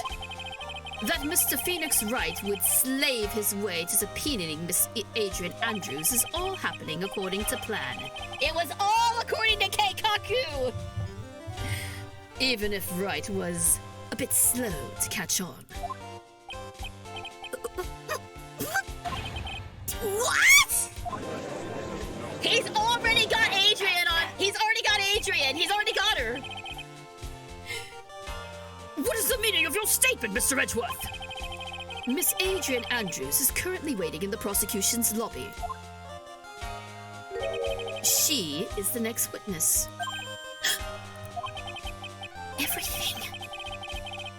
Everything was planned out in advance by that man? Somehow, I knew there was no way Edgeworth would overlook Miss Andrews. Looks like this battle is far from over. Exactly. Very well. We will call the next witness. However, before we proceed, we shall take a 10-minute recess. Please prepare your witness in that time, Mr. Edgeworth. The court will now take a 10-minute recess. To be continued. Oh my god. Oh, I can't believe I screwed up like that.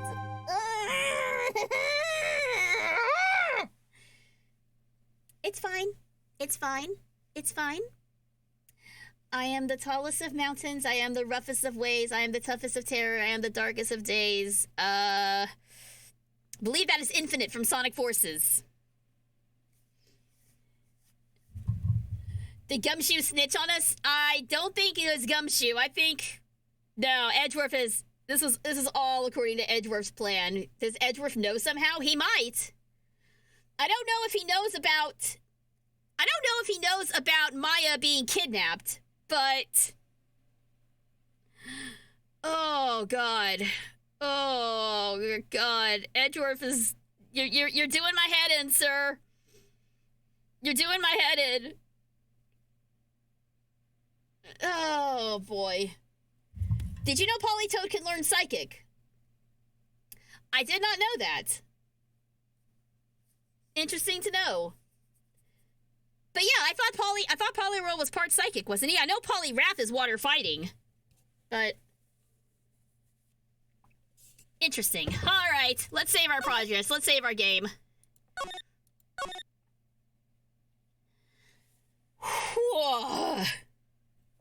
Alright, you know what? I really wanna know how this trial shakes out, so what we're gonna do is we're going to take a quick break ourselves. I'm going to go get some more liquidness. And I hope you don't mind me putting lyrics of Sonic songs in the chat. I want to challenge you on your knowledge of songs. You know, if there's one part of the franchise that I am confident on, it's my knowledge of songs. So I'm fine with it. Tell you what though, we're gonna take a 5-minute break. And I will be back momentarily. Stick around for the conclusion of this trial. Possibly. Maybe.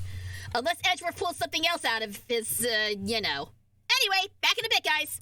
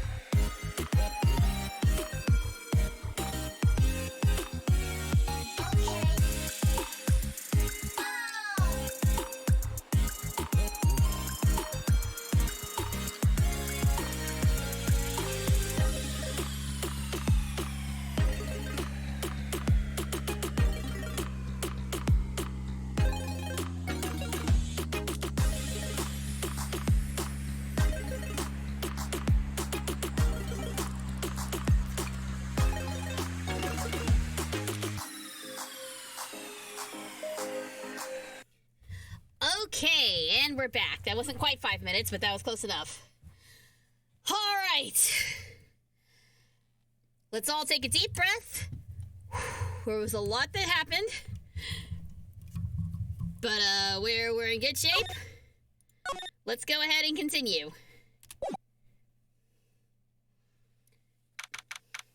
March 22nd, 2:14 p.m. District Court, Defense Lobby number 3.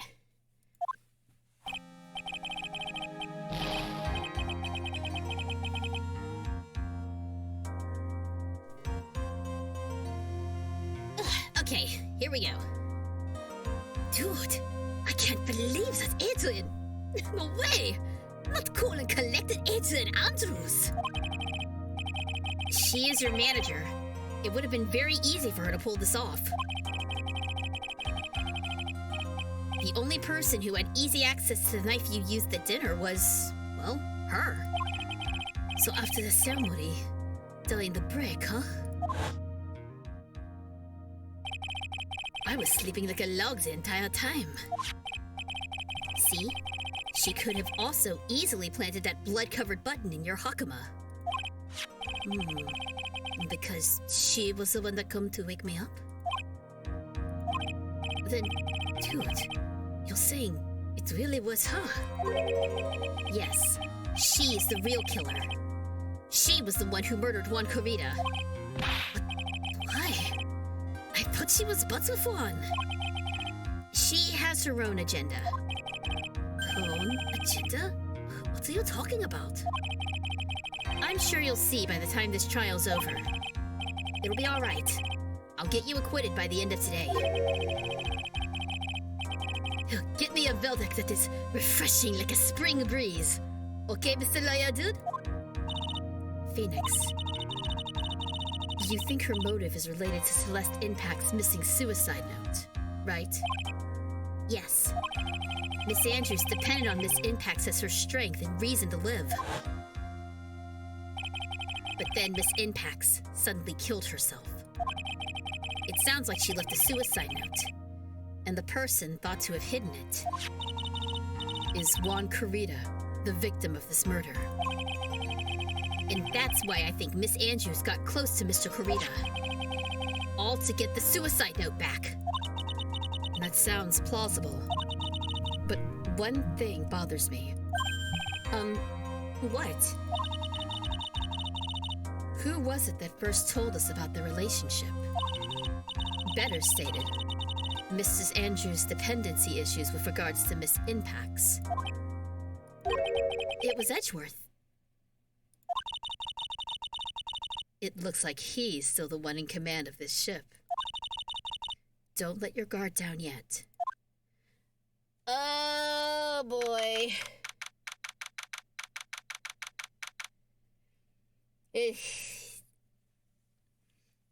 All right, Edgeworth, what are you up to? What's your game here, sir? What's your game? What new trap card are we about to activate here? I'm here to go beyond my limits, not to compromise, and you can tell me if I mean it by looking in my eyes, because I've been waiting for my moment to strike, so come close, let me show you what it's like.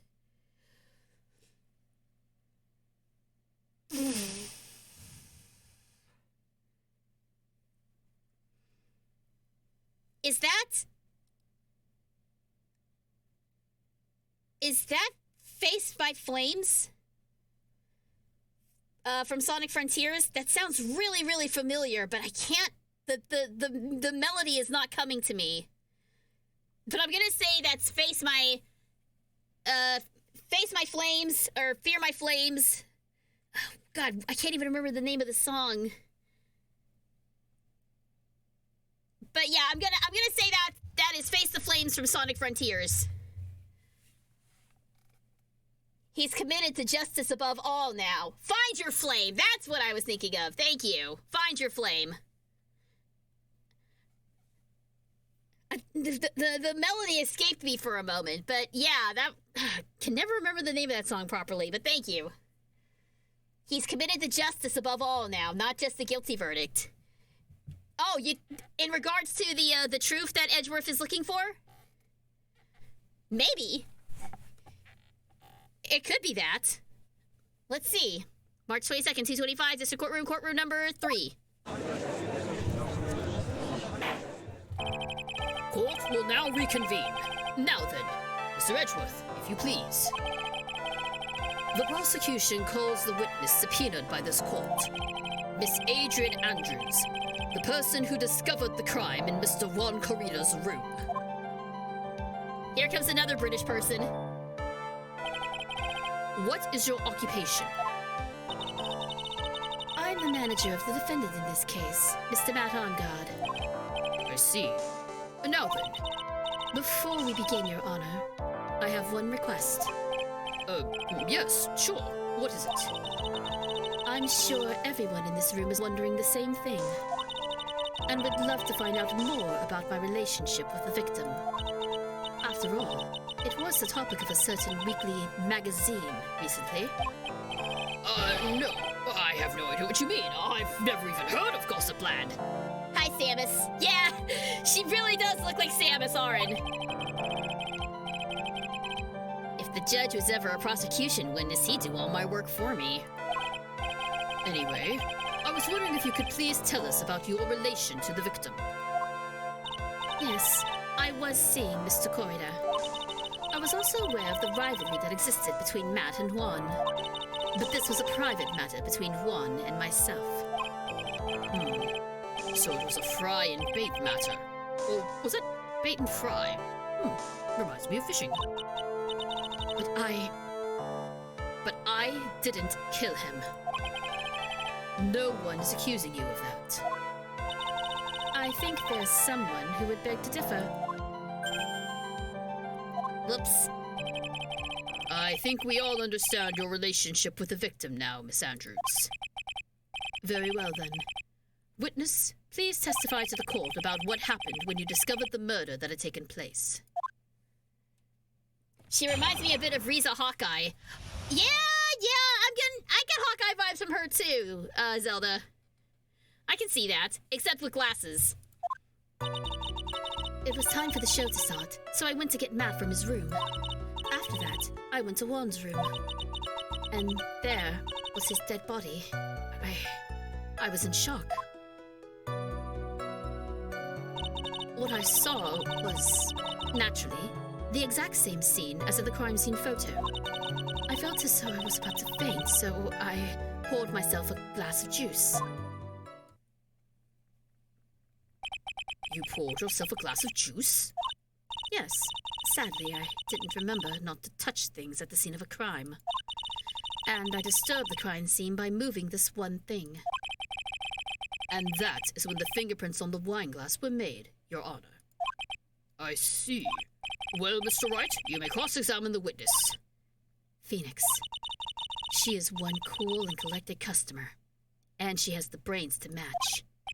Yes, I know. In order to catch a person like her, you have to avoid head-on confrontations. You should disrupt her pacing. Disrupt her pacing? She's the type of woman who is easily thrown off by things inconsistent with her thinking. So you have to attack when she least expects it. The instant you let up on your offense is the instant this trial is over. Understand?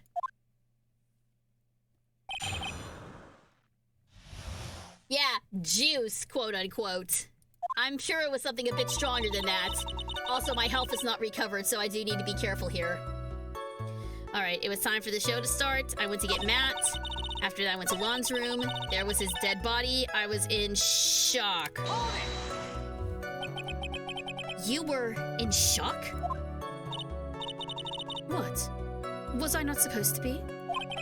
Miss Andrews is a very calculating person. And despite how close they were, I doubt she had romantic feelings for Mr. Corrida. Anyone randomly stumbling upon a dead body would be in shock. And you can't seriously expect that a young beauty like her would not be shocked. Somehow, I don't think beauty has anything to do with being shocked or not. I see. What I saw was, naturally, the exact same scene. I felt as though I was about to faint, so I poured myself a glass of juice. Why did you do that? Juice? Yes, there was a bottle of tomato juice on the table, so I helped myself. But you didn't drink any of it, did you? Huh? There were no lip marks left on this wine glass to suggest that anyone drank from it. I wasn't feeling terribly great, so I set the glass down without drinking it. Miss Andrews, I would like to confirm with you one more time. When you discovered the dead body of Juan Carita, you were in great shock. Yet she had the presence of mind to pour herself a glass of juice? I don't know. Something stinks here. And that's when you poured yourself the glass of juice, correct? And what of it? My mind really was a complete blank at the time. Your mind was a complete blank? I didn't think that was possible for you. Aren't you rude today? I was so dazed that I made one careless mistake. That one thing. What one thing? Never mind. It's no big deal. What was she starting to say just now? Press! Miss Andrews, I'm convinced that, as you said, you made a mistake at the scene of the crime. What I really want to know is what this mistake was. Actually, so would I. I'm sorry. It's kind of embarrassing. When I set the glass down on the dresser, I accidentally knocked the flower vase over.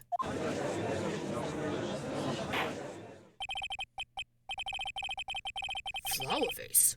Are you talking about the one on the floor in the crime photos? So it wasn't from the struggle, it was... She did it, supposedly.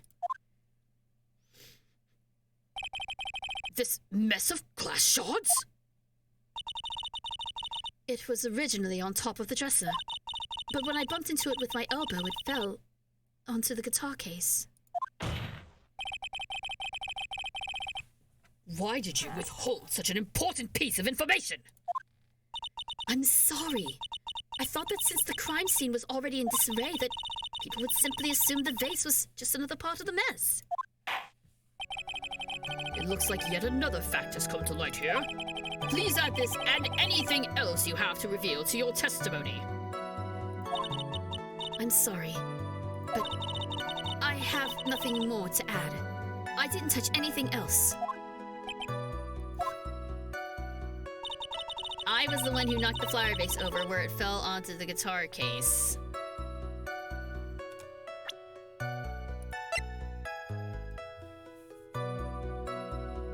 There was some water, but only on top of the lid.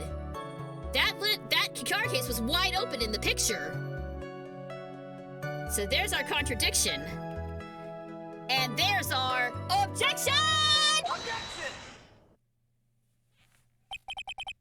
You testified that you knocked the flower vase over. Is this correct? Yes. And are you sure it fell onto the guitar case? Is there some problem with what I said? It's not some problem. It's a major problem. It's true that the top of the guitar case was wet with water. However, that's exactly what is so strange. Miss Andrews, you testified that the vase fell onto You testified that the vase fell onto the guitar case. However, if that was true, the case should have gotten wet on the inside, not the outside. That's very true. Furthermore, there is one other strange thing about this guitar case. And what is that? Let's take another look at the crime scene photo. The remains of this vase are scattered onto the floor. And what's wrong with that? If the guitar case was open when the vase fell, the glass shard should be inside, not outside of the case. What is your point, Wright? That the case was closed at the time of the vase was knocked over? Is that all? No. Think back to what Miss Andrews testified to. She said that other than the vase, she didn't touch anything else. Who got you into Ace Attorney? You know what? I got into it completely by chance. So yes, I did. I was in the anime, back in the day. But I've always had like a cursory interest in this series. At the time, I was not into murder mysteries. When these games first came out, I really wasn't into the murder mystery stuff. But I slowly started getting into murder mysteries after I got married and my husband showed me a ton of murder series like Murder, She Wrote and Columbo and Poirot, and I really, really got into murder mysteries. And this game kept popping up in my recommends after playing stuff like Danganronpa and Nonary games. It's like, Well, if you like these games, you might like Ace Attorney. so I'm like, all right, sure, I'll give it a try. So downloaded it and I've loved it. I've absolutely had a ball with this series. I fell super hard for Phoenix and Edgeworth. So, it was completely by chance. That being said, I do plan on doing the Apollo Justice trilogy, but I'm probably when I'm done with this trilogy, I'm probably gonna take a break and play something else for a little bit. But I do plan on going back to Ace Attorney and doing the Apollo Justice trilogy as well later on. Yes, that's right. She did implicitly say she didn't touch the guitar case. But this whole matter with the guitar case is a dead end. The bright red guitar was found at the studio. It has no bearing on this case at all. That may very well be. However, The empty guitar case does seem to have no relation to this case, doesn't it? It seems that there is no deeper meaning to the guitar case. Well, Mr. Wright, do you think we need to hear more details about this guitar case? yes, more. Give me more to work with here. The empty guitar case. I believe this is a crucial piece of the puzzle. I can't believe anyone would reach for straws like this. But it is you. Can't believe I'm doing this either. All right, I'll follow along. For now, Miss Andrews, please testify to the court about the guitar case. Yes, Your Honor. All right, what's so special about this guitar case? I don't remember too clearly because I was in a bit of a daze. I suppose I must have opened the guitar case after I knocked the vase over. It's not a big deal though, right? The case was empty after all. As for why I opened the case, even I don't know. She didn't know it was there. Was the note in the guitar? Oh, you mean the suicide note? You think he stashed it in the guitar case? He could have. Name that song. What goes up must come down, yet my feet don't touch the ground. See the world spinning upside down. A mighty crash without a sound. That is Sonic Heroes. That is Sonic Heroes, Gabby. Excellent song. Also a really fun one to sing at the top of your lungs because the lyrics make no freaking sense whatsoever. It looks like this really wasn't a very important point. This wastefulness is such a familiar feeling by now that it's almost comforting. Anyway, I'll just go ahead and start the cross-examination. Using any way to change the topic. A convenient escape for a weak man. You do not get to talk about escapes, sir! Not when you disappeared for an entire year! You're the last person I want to hear talking about escapes! No, I am still not okay with this. I'm still not okay with this. It's fine. It's fine. Okay, let's talk about the guitar case. I am never not gonna be okay with him disappearing for an entire year and faking his death. I am never not gonna be okay with that. Never not gonna be okay with that. Alright. I suppose I must have opened the guitar case after I knocked the vase over. No! I don't think so. Objection! is no way you were the one who opened the guitar case. Why would you say that? It's elementary, my dear. Because the only fingerprints on this guitar case are those of the victim. Bingo. What is it, Miss Andrews? You shouldn't assume that. Yay! Thank you, Sleepy! Thank you for the applause. Much appreciated. Thank you. You shouldn't assume that I must have left prints just because I touched the case. What do you mean? What if I were to tell you that I was wearing gloves at the time? Gloves?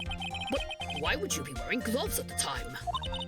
It was the night of the awards ceremony, so of course I dressed up for the occasion. Yes, now I remember. I'm almost sure that I was wearing a pair of thin gloves. I see. Well, Mr. Wright, it seems the witness was wearing gloves at the scene of the crime. That is sauce! If she was wearing gloves, how did she leave fingerprints on the wine glass but not on the I don't believe it. Nope. You were wearing gloves? Isn't that a little strange? Why is that strange? Do you have something that would prove I was not wearing gloves at the time? The wine glass with your fingerprints all over it? Can't fool me. I have your proof right here. This wine glass. The wine glass? You left your fingerprints very clearly on this wine glass.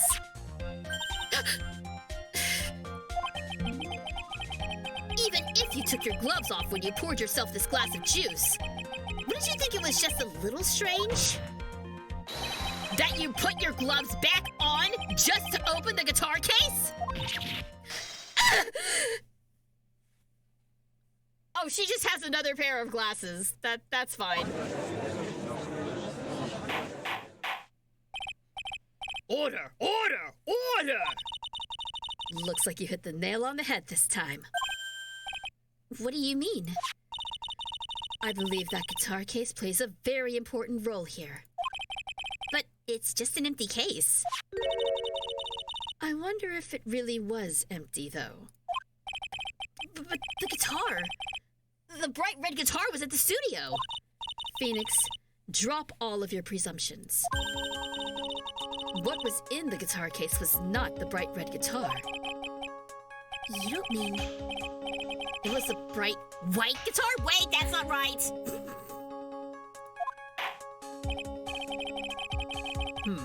I admit it would be unnatural for someone to do that. So the witness was not wearing gloves, despite the fact that on the case...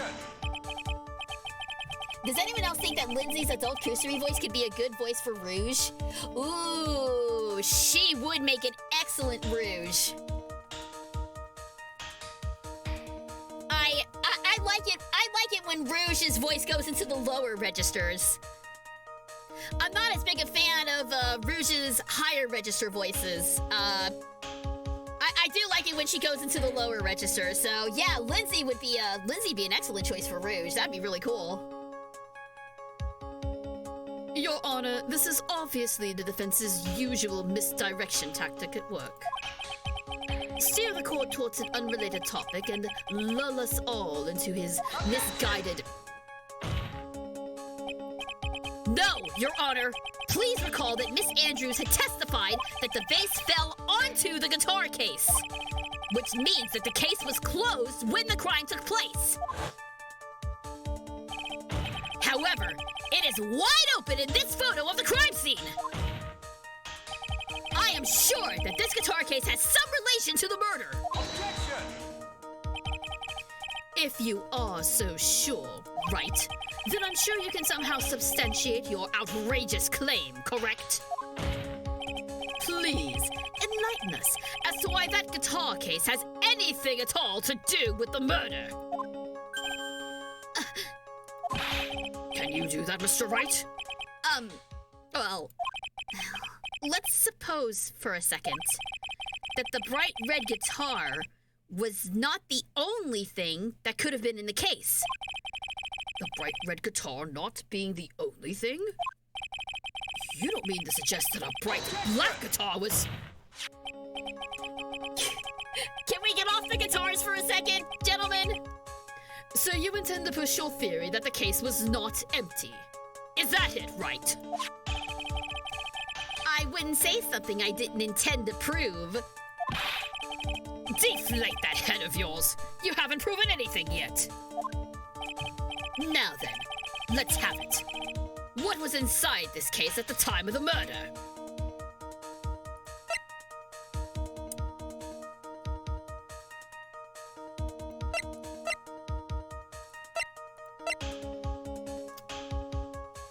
Maybe the question isn't what was inside the case.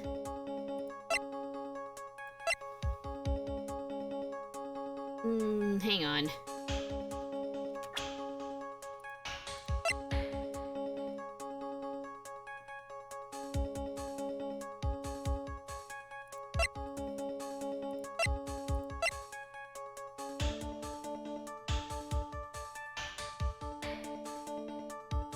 Oh, no. I think I got it. I think I got it.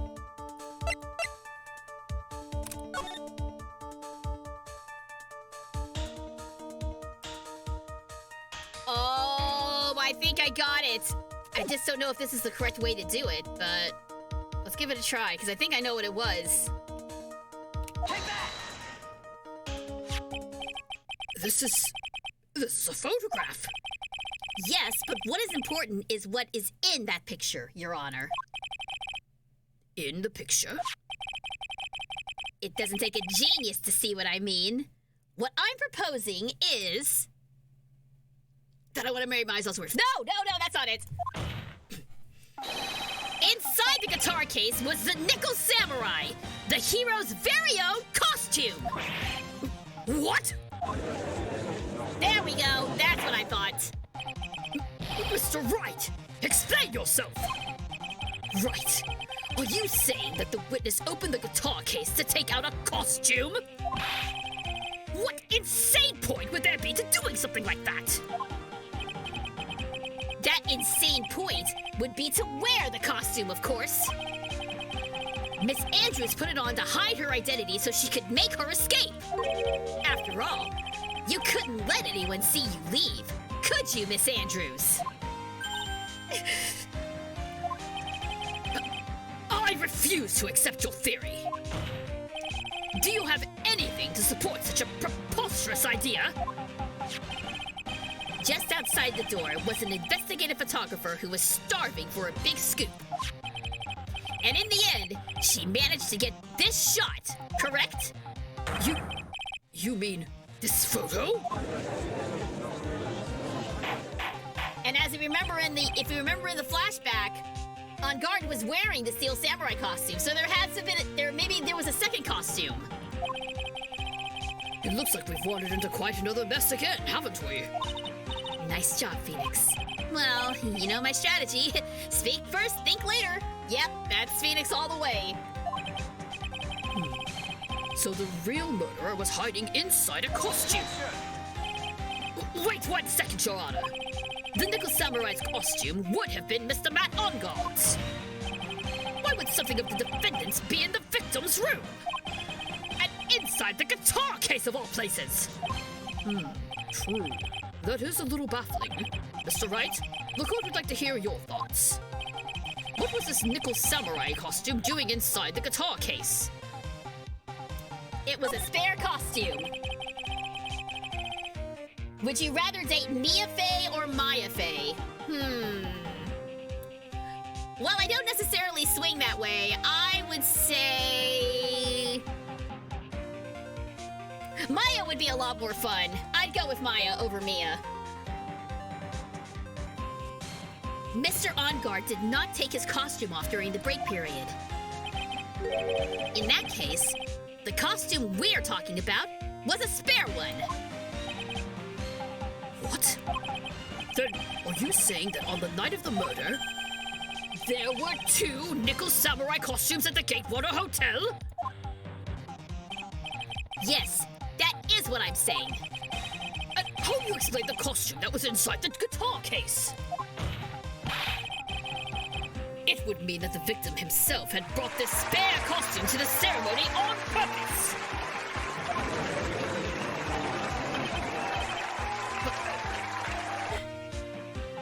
Sleepyhead, I pick Mia for her brain. I mean, I love me a big brain. I love me a big brain, but Maya would be a lot more fun, I think. But why? The victim, Mr. Corino, was the Jamin Ninja.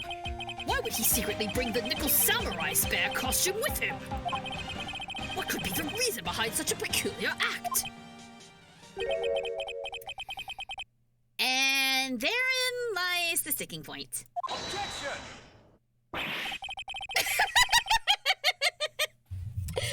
I love it when Edgeworth is totally done with Phoenix's shit. What are you mumbling to yourself about now? Have you just been rambling all this time without any sense of it a monologue? Huh? No, I just...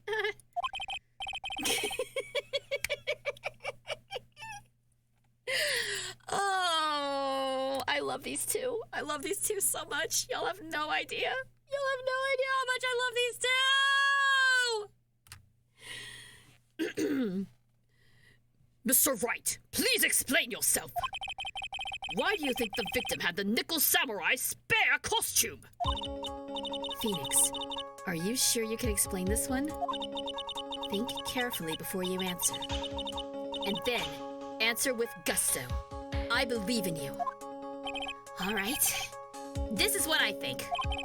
The reason the victim brought the Nickel Samurai spare costume to the hotel was... Was what?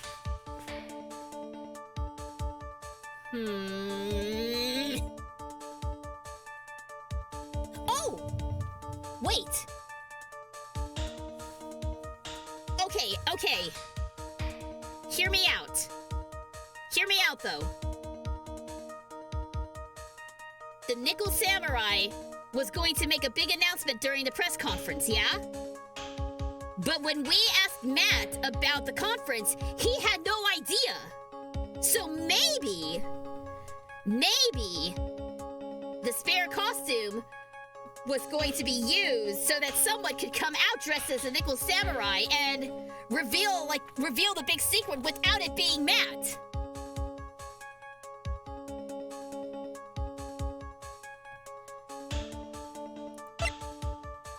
Yeah. I think I'm onto something here.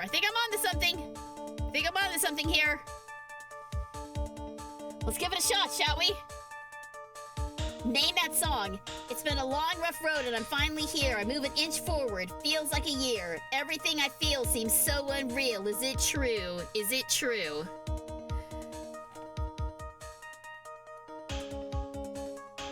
Ugh.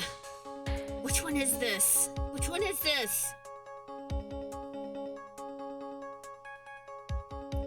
Okay, this is probably wrong, but I'm gonna say it's Live Life it's Live Life from Sonic and the Black Knight. I don't think that's right, though. No. I take it back. It's Is It You? Is It You by Crush 40. I really hope I'm right on that, because if it is, that is one of my favorites. That is one of my favorite songs that I could not for the longest time remember. But yes, I think it's Is It You by Crush 40, which is a favorite song of mine. Never Turn Back from Shadow. Dang it! All right, yeah, you got me on that one. I admit defeat. You got me there. Well done. Let's present the press conference ticket, because I think I'm right about this. What is this? On the night of the murder, after the stage show, the Nickel Samurai was going to hold a special press conference. A press conference? Yes, the Nickel Samurai was supposed to confess something at this conference. I heard about this as well. For once, you're not making something up, Wright. But what struck me as strange was that Mr. OnGuard himself said he had no idea he was supposed to be holding a press conference that night. But how could that be? The way I see it, that can only mean one thing. The conference was set up by none other than the victim, Mr. Juan Carita himself. The victim? Yes. The spare nickel samurai costume was prepared for that very conference. Mr. Corrida was going to hold the press conference as the nickel samurai.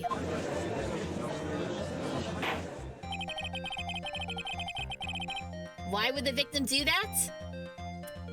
That's a great question. I haven't gotten that far. Let's see if Phoenix can piece it together before I can.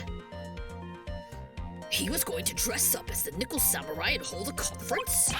But why would the victim do such a thing?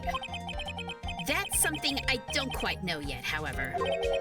What I am concerned with right now is what he intended to reveal at that conference. The Nickel Samurai was going to confess something. And by confess, I'd wager he was going to reveal something about himself. Which means that Juan Carita, posing as the Nickel Samurai, was going to speak about Matt OnGuard. Yes, I guess that is what it would mean. But if that's the case, that's not a confession, that's public disclosure!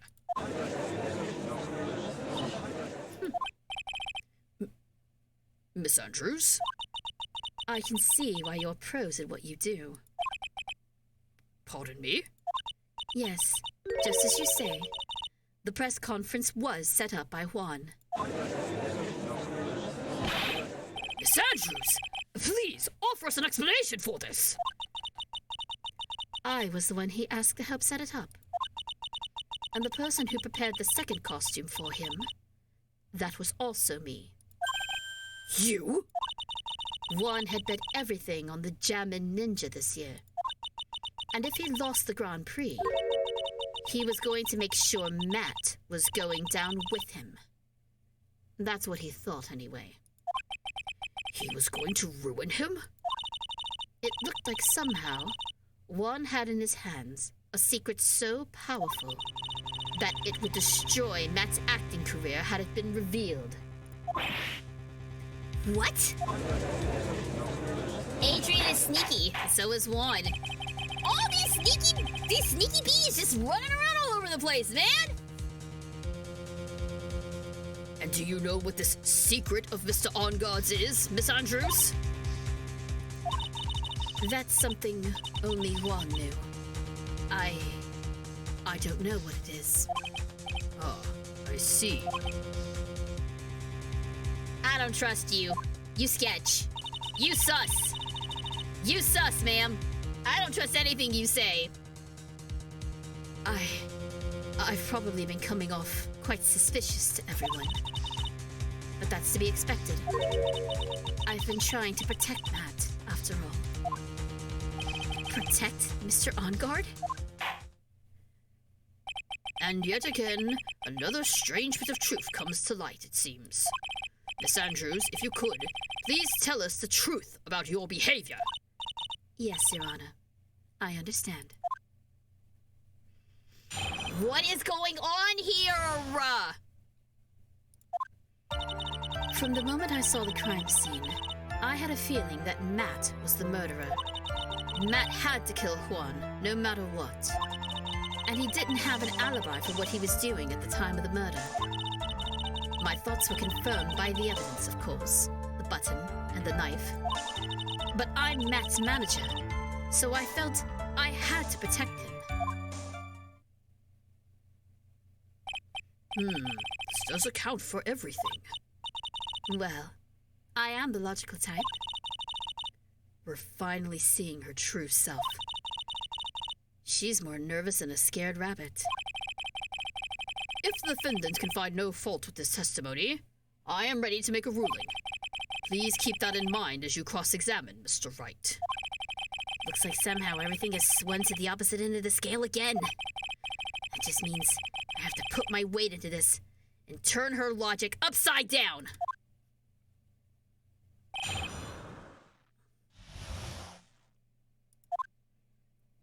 From the moment I saw the crime scene, I had a feeling Matt was the murderer. Matt had to kill Juan. He didn't have an alibi. My thoughts were confirmed by the evidence, the button and the knife.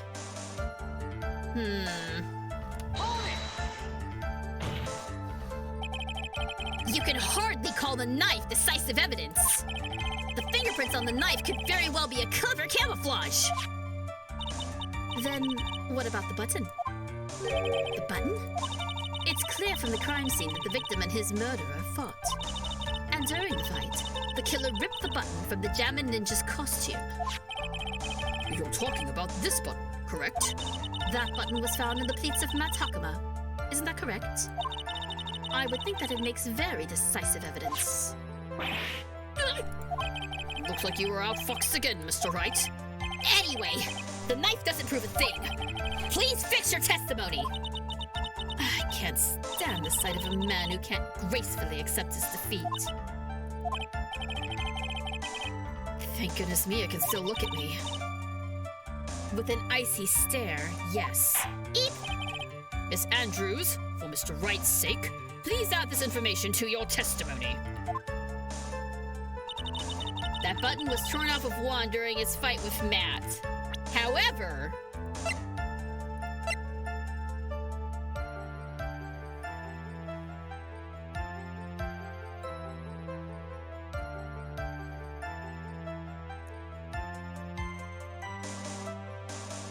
he was strangled and then stabbed.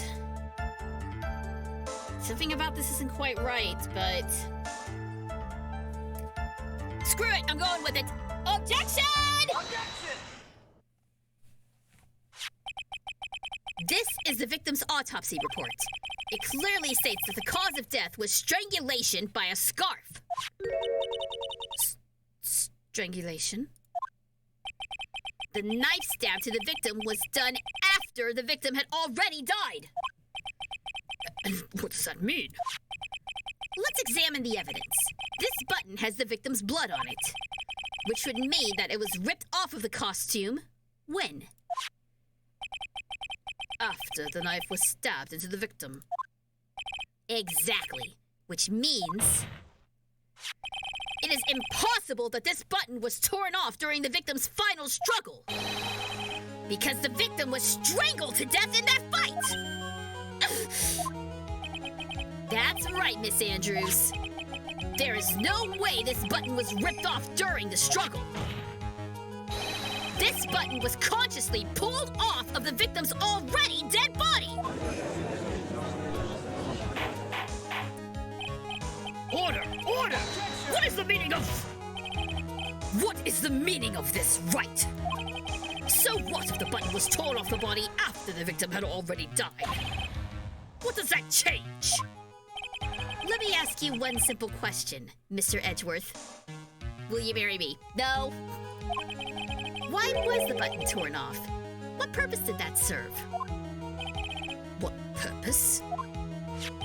We now know this button was not torn off during the fight. So the murderer took the time and effort to purposely rip this from the victim's body. That would mean that the murderer had something in mind, wouldn't it? Mr. Wright, does this mean you know what the murderer wanted to do with this button? What was it? To pin the crime on Engard, of course. Do you speak Japanese? はい。少し日本語を話せます。大学生の時に日本語を勉強しましたよ。To answer your question, yes, I do speak a little bit of Japanese. I studied it when I was a college student. I'm not at all fluent in it, but I can speak enough to kind of stumble my way through a conversation. Let's put it that way. Do you actually think Phoenix would ask Edgeworth to marry him during a trial? I don't know if it would be during a trial, but boy, I would love to see that. I would love to see that. There is only one logical reason for doing something like that. It was to pin the crime on Mr. Engard.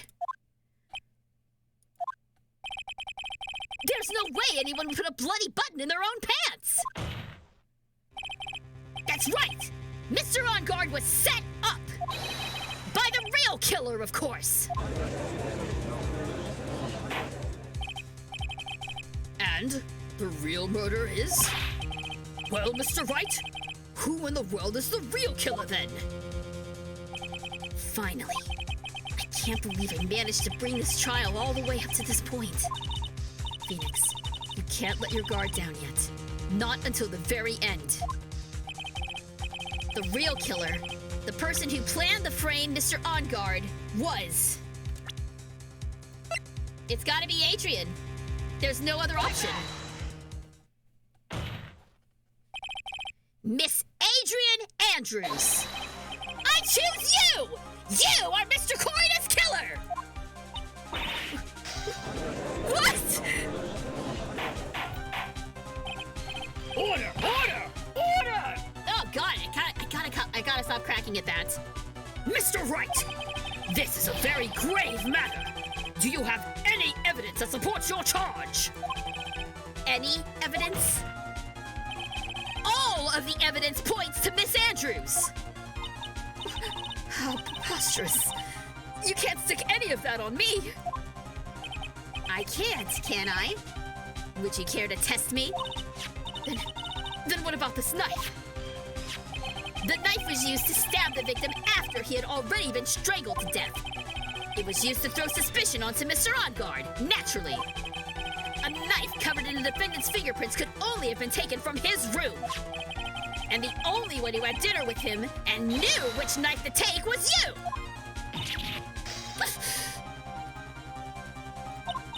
Then... What about the button that was found in Matt's Hakama? This button was removed from the victim's body after he had already died. The only people who could have done so were the person who found his body or the killer. However, if Mr. On Guard was the real killer, there is no way he would have put such incriminating evidence in his own Hakama!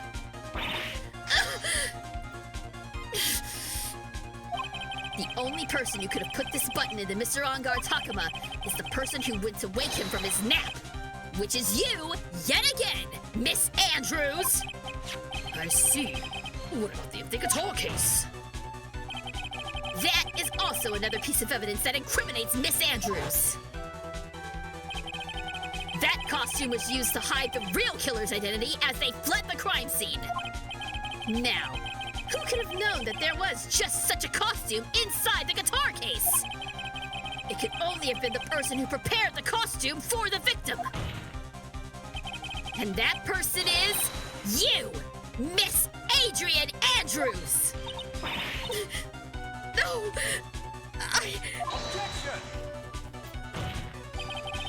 But Miss Andrews' fingerprints were nowhere to be found on the guitar case. And it was you who proved that she was not wearing gloves at the time. That's right. That's because she did not intend on leaving any prints. If anyone had found out that she had touched the case, they would have asked her why. So to avoid leaving any prints, she used a towel or something else to open it. But the glass of tomato juice is a different story. Miss Andrews purposefully left her fingerprints on the glass to show that, yes, indeed, she was the classic dazed discoverer of a dead body! And to top it all off, there's this photo. A photo of the killer as they exited the scene of the crime. No reasonable person on Earth can believe that Nickel Samurai is Mr. On Guard. He would be much too short for his own costume if it were him. Speaking of how tall people are, Miss Andrews, you're also kind of short in stature, are you not? Please, stop. Well, how about it, Miss Andrews? I've got her this time. Miss Andrews?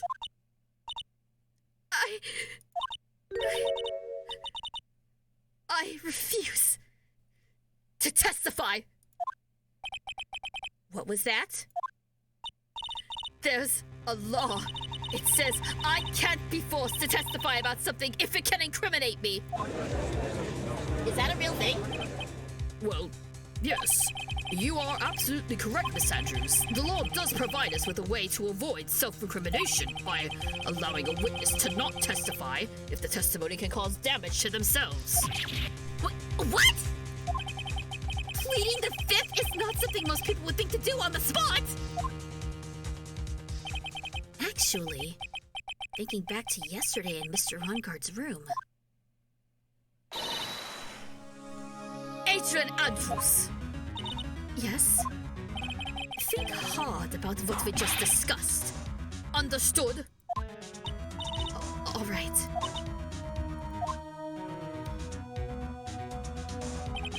That's it. That's when Francisca planted this idea into her head. She must have told Miss Andrews to not testify if things look bad. You did a good job proving everything up to this point, Phoenix. But there's still one thing you haven't done. Something I haven't done? What's wrong, Wright? Are you finished already? Run out of evidence? What is so humorous, Mr. Edgeworth? I'm sure you realize this as well, Your Honor. But everything the good lawyer here has proven up to this point is meaningless. What? Everything you have proven is circumstantial. Circumstantial? Yes, circumstantial. You have yet to provide a single piece of definitive proof. Proof that Miss Andrews did in fact harbor a wish to murder Mr. Coyner. I think we're gonna have to break the promise that we made. Oh boy. Francisca strikes again without actually being here. She is great at making our lives hell, no matter where she is. Even from a hospital room on the verge of her deathbed, she still manages to screw us over. It would be admirable if I didn't hate her guts. I have means and opportunity. That's all you had on my client, Edgeworth. Yeah, I mean... I don't know what the difference is between circumstantial and definitive in terms of, like, how important they are in an actual court of law. I don't know the legalese behind that, but we've got enough to convict her. I mean, come on. Now we're gonna have to tell the truth behind the suicide note and everything, and now things are gonna get really messy really quickly. Name the song. This is my escape. I'm running through this world, not looking back. I know I can't go where no one's ever gone, and I'm not looking back.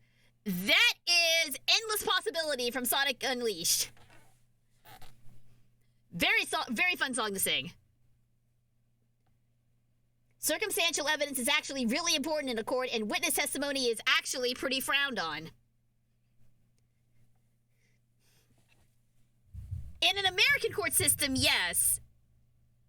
But I don't know if the same rules apply to a Japanese court system, which is what this game is based off of. If I am understanding that correctly, but we'll see. Are we not in an American court system? Eat your hamburgers, Apollo. Yeah. We're in... I don't know anymore. I don't know whether we're in Japan or America anymore. I don't know. Who knows anymore? Miss Andrews, did you want to kill Mr. Coyner? I believe this may lead to me incriminating myself, so I will abstain from answering. But Miss Andrews, if you do that, it would be the same as admitting your guilt, don't you think? Maybe so, or maybe not. There's nothing to prove it either way. Besides, you don't even know what crime I would be guilty of due to my silence. No! She's taking the defiant attitude again! Mia, what should we do? Somehow, we've landed in the worst possible situation. This is not good. I think we have reached a certain conclusion at this point in time. Miss Adrian Andrews has refused to testify. And the defense's theory that she is the actual murderer has not been fully substantiated with solid, definitive proof. But that's not true! In this situation, there is only one thing this court can do, and that is to declare a recess. Recess? I request that both the prosecution and the defense look further into this matter.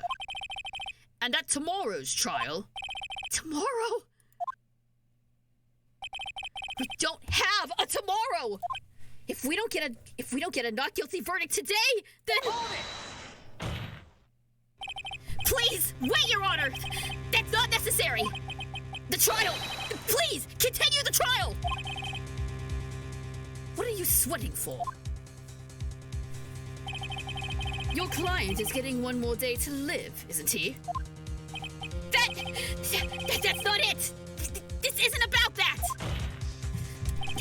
Edgeworth, I know you know who the real killer is! Please, let the trial continue! If I don't get the verdict, then Maya...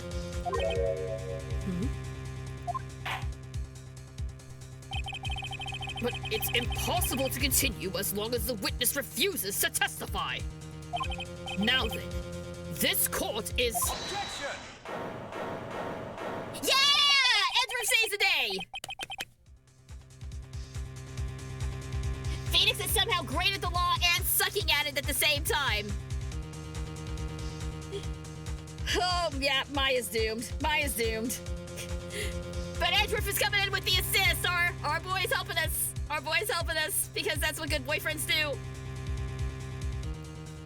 It is not impossible for this trial to continue. Mr. Edgeworth, what are you... It's true, Miss Andrews holds the right against self-incrimination. However, if the topic of conversation was something unrelated to whatever she may be guilty of, then she has no right to withhold testimony.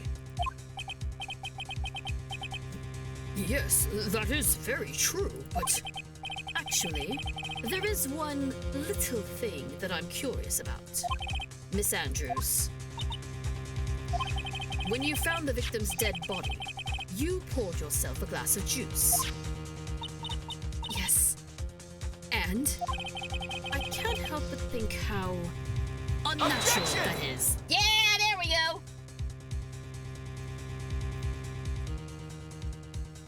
Edgeworth is definitely in the know now. Oh yeah, no, he's like, wait, Maya's in trouble? Oh crap! If she dies, I won't have anybody to nerd out with Steel Samurai. I won't have anyone to nerd out about the Steel Samurai too. We gotta save her. I can't help but think how unnatural that is. Usually, when one finds a body, they are shaken up, not stirring a glass of juice. Is that a James Bond reference? Shaken, not stern. Good job. Good job, translators.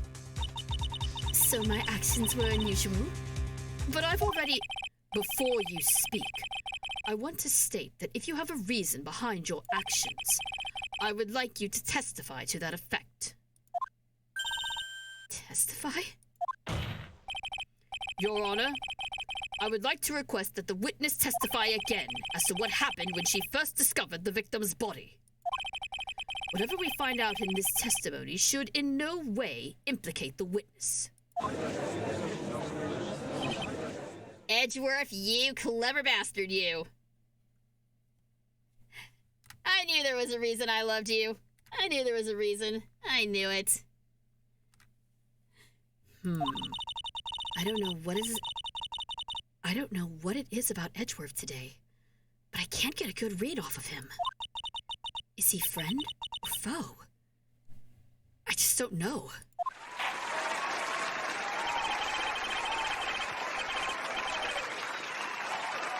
Yay! He's doing it! He's being a good boyfriend! He's helping us in his own weird Edgeworth way! The court acknowledges the prosecution's request. Miss Andrews, if you please. The applause was for Edgeworth. Oh yeah, no. If I also applaud Edgeworth. I applaud him in his big brain maneuvers. That glass of juice, I didn't really pour it for myself. I was surprised when I walked into the room and saw it in that messy state. And Juan, he was sitting slumped over and tired looking in the corner. When I saw him sitting like that, the thought that he was dead didn't cross my mind. To be honest, I thought he had just fainted or something. So I went to pour him some juice. When I realized that he was dead, that's when I knocked the flower vase over. She's grasping. She's grasping. So you poured that glass of juice for the victim. Why didn't you say so in your earlier testimony? I didn't think I needed to include something so trivial. Phoenix, please be careful here. If you can't find anything wrong with this testimony, then there's nothing left. I know. Edgeworth, what the heck is going on in that beautiful brain of yours? Wait, that didn't say beautiful, did it? Oh, whoops. Now then, Mr. Wright, you may begin your cross-examination. Tomorrow is National Strawberry Ice Cream Day. Yum! Too bad it's gonna be like 9 degrees where I live tomorrow and the absolute worst time to eat ice cream. But I actually really like strawberry ice cream. Yummy. You accidentally revealed Phoenix's true feelings a bit. I mean, at this point, it's pretty obvious, isn't it? Or is it just me? That glass of juice, I didn't really pour it for myself. I was surprised when I walked into the room and saw it in that messy state. There's no such thing as a bad time for ice cream. There is when it's cold enough to make ice cream outside without the use of an ice machine. When I saw him sitting like that, the thought that he was dead didn't cross my mind. Are we sure?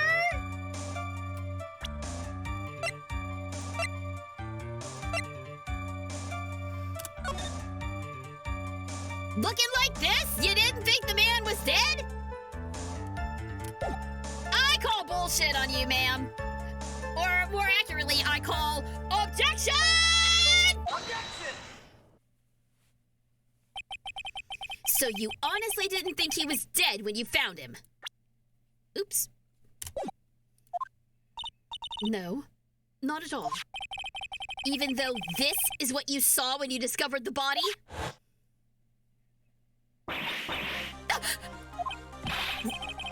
What is the meaning of this? Isn't it obvious, Your Honor? There's a knife sticking straight out of Mr. Corina's chest! Anyone who saw this scene would have immediately thought that here was a dead man! That's easy.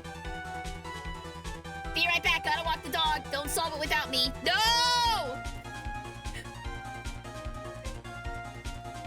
Hurry back, Stumpy! I doubt a single person in the world would mistake this for someone who fainted.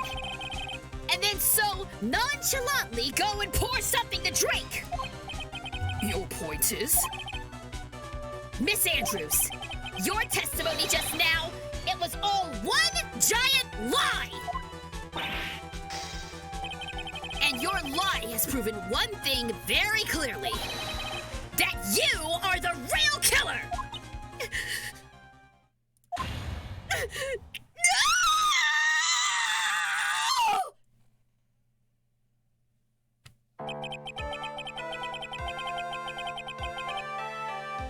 Oh, that hurt my throat a little bit. I need to take some water. God, it is so like as much as they hurt my throat, it is so fun to just let loose and do all of these breakdowns. Hydrate, I will. Thank you, Kid Anime.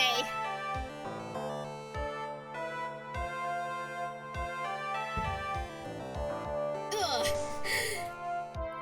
That was a pretty good scream. That was one of my better ones. I don't know. I don't think anything is gonna top the crazy ass scream I did when I was doing Von Karma's voice back in the first game. I don't think any would think is gonna top that insanity. Of course, voicing Von Karma was just insanity altogether because I did the Starscream voice for him.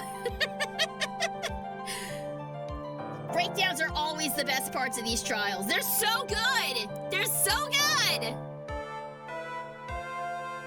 Oh, man.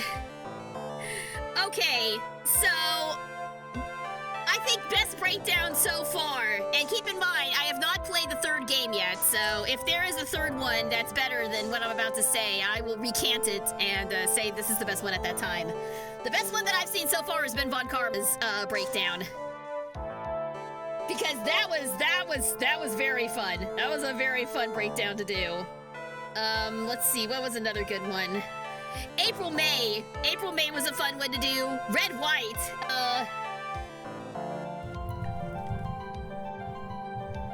taking him down was fun. His actual breakdown was a lot more subdued than I was expecting. So, I don't know about that one. Again, and Dee Vasquez, again, her breakdown, a lot more subdued. Of course, that suits her character, but, I always like the more bombastic ones where I can just let loose with the scream and everything. It's fun. If I recall correctly, Acro didn't really have a breakdown either, did he? He was calm all the way to the end. What were you expecting for Red White?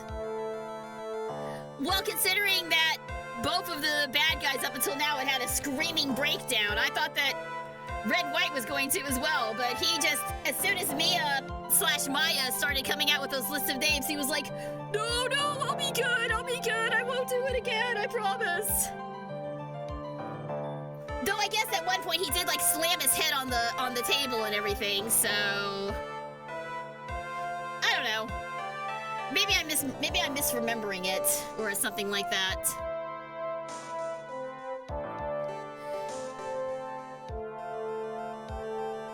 All right, we don't really have much. We don't really have much more left of this, I don't think.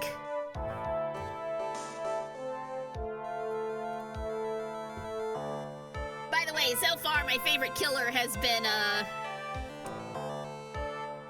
think so far my favorite killer has been Mimi, actually. The whole switching places with her sister thing and just the insanity that occurred there. I think that was probably one of the more memorable killers, definitely. And the whole saga with Dee was pretty fun too. Figuring all of that out, even though I had to deal with like the most unpleasant characters. Dee and Sal and Cody and all of them. And of course Old Bag. But it also brought us Will and Penny, who are great, so it's just weird that Mimi decided to pretend to be her own dead sister. I mean, yeah, that whole case was a mess. I'm still not 100% sure. Okay, because if I remember, like, Mimi broke down after poisoning all those people in the hospital purely by accident, but she still poisoned all those people. Maybe she just snapped and was like, literally did not want to be herself anymore, did not want to live her life anymore. And maybe in a weird way, she decided that when her sister died, she's like, oh, well, I'll just take on her life and become someone new. I think she said as much in the trial, if I recall correctly. A rather extreme example of not wanting to live your own life anymore, but it almost worked. It almost worked. If only she had if only she didn't have the misfortune of meeting Mr. Phoenix Wright, lawyer extraordinaire, who somehow bumbles his way to the truth of the matter. All right, let's keep going. It looks like the defense has somehow brought the ugly truth to light. The defendant, Mr. Matt On Guard, is not guilty after all. But that's impossible. You're wrong. Miss Andrews, try to have some composure. It wasn't me. It wasn't me, I tell you. It was Matt! I swear it! He's the one who killed Juan! But you were the one who refused to testify. And your reason for not doing so was that you might end up incriminating yourself. That's because... Oh my god, I just thought of something. What if she's also being blackmailed by the radio guy? What if she's in on it too, and she's also being blackmailed? And her thing was, like, you can't let Matt be convicted for this. Or something like that. Like, what if she's also being blackmailed, and that's why she's suddenly freaking out, because she's like, crap, this isn't good, I'm gonna lose, and I'm gonna face the consequences too. Maybe that's it. Maybe that's why she's freaking out. That's because... Miss Andrews, I will give you one last chance. What exactly are you hiding that may incriminate you?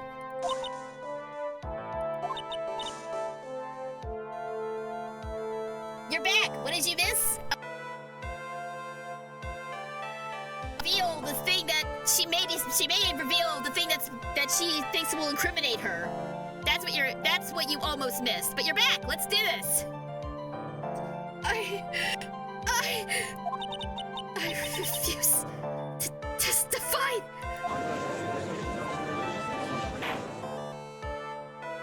Then there is no need for this court to continue any further. Mr. Matt Onguard's innocence has been clearly demonstrated. Is it over? Have we found the truth at last? What's wrong, Phoenix? Usually the real killer confesses his or her guilt. And now that I think about it, this is the first time someone hasn't. Now then, I would like to hand down my verdict for Mr. Matt Onguard. Objection! Your Honor, the prosecution feels that it would be premature to pass down a verdict at this time. What? The reason is quite simple. The witness has yet to speak the absolute, real truth. Okay, so Edgeworth, what the hell? Are you on our side or not?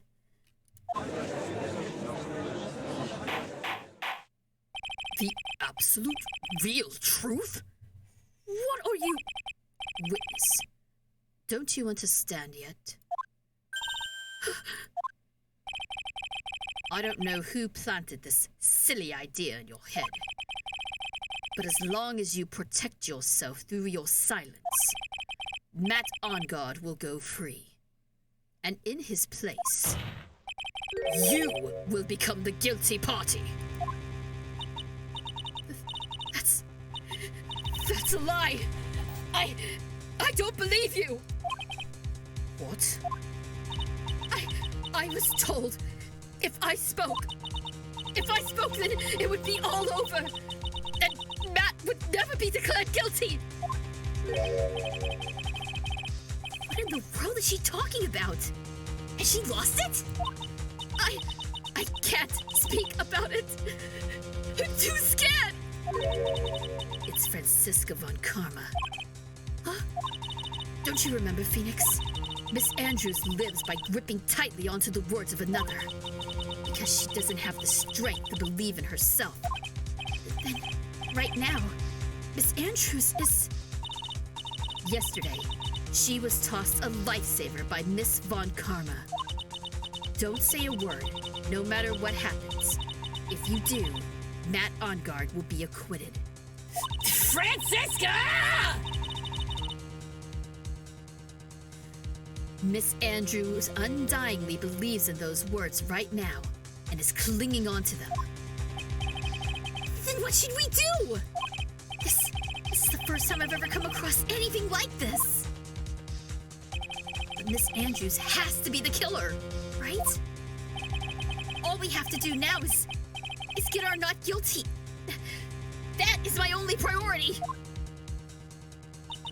It wasn't me. I'm begging you, please believe me. I didn't kill Juan. Help. Please. Someone help me. Mr. Wright, Yes, Your Honor. the court can't continue on like this. Therefore, I'd like to hear what you intend to do. What I intend to do? What am I supposed to do? What am I supposed to say? Right. I suggest you think very carefully about this. Think about what this witness did, and what she did not do. And think about who is the real mastermind behind this crime. Who's the real mastermind? Isn't that obvious? There's no one else it could be except the woman crying over there! Right? Come now.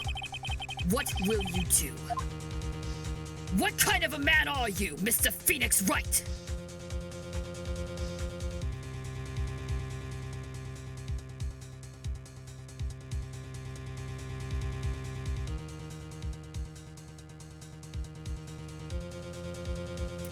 It's not right. Something is not right here. I know something isn't right here.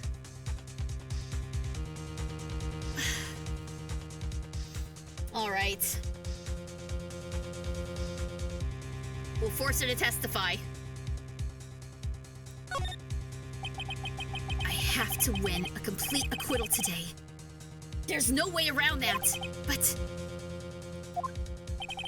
I can't bring myself to do it like this. Oh my god! Yeah, pretty much. I can't bring myself to do it like this. Not when she's making a face like that.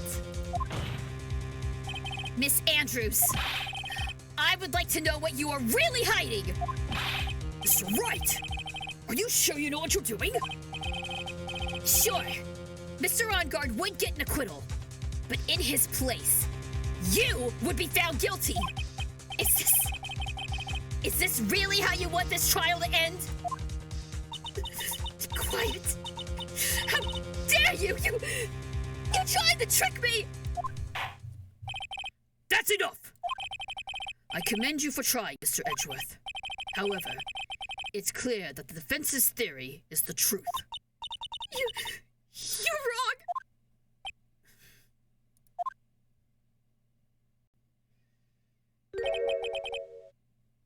What a shame. I had hoped things wouldn't come to this. However, what is it, Mr. Edgeworth? Miss Andrews, since you absolutely refuse to testify, it falls on my shoulders to disclose this to the court. Stop.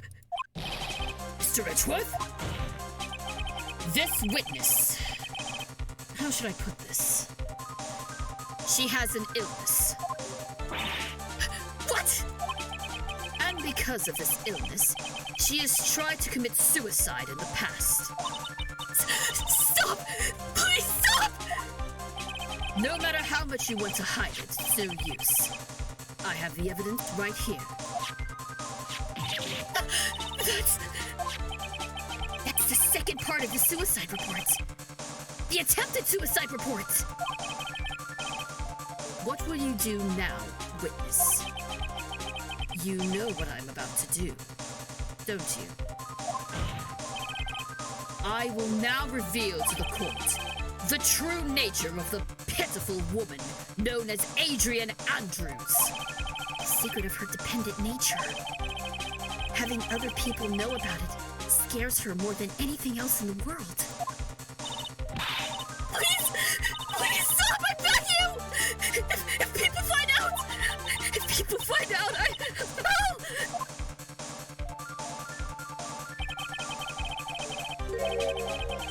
Ooh, he is so heartless. If you're going to say you would choose death, that is of no concern to me. Edgeworth, how can you be so cold? However, before you die, I will pull the truth from your still breathing lips. No matter what I have to do. Damn, Edgeworth. Damn, son. Phoenix like a bad boy. I kinda do too. Damn, sir.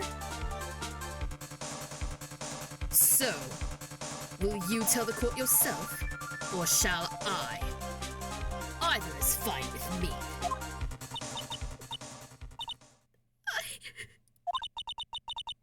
I'll talk. But please, help me. Nothing matters anymore.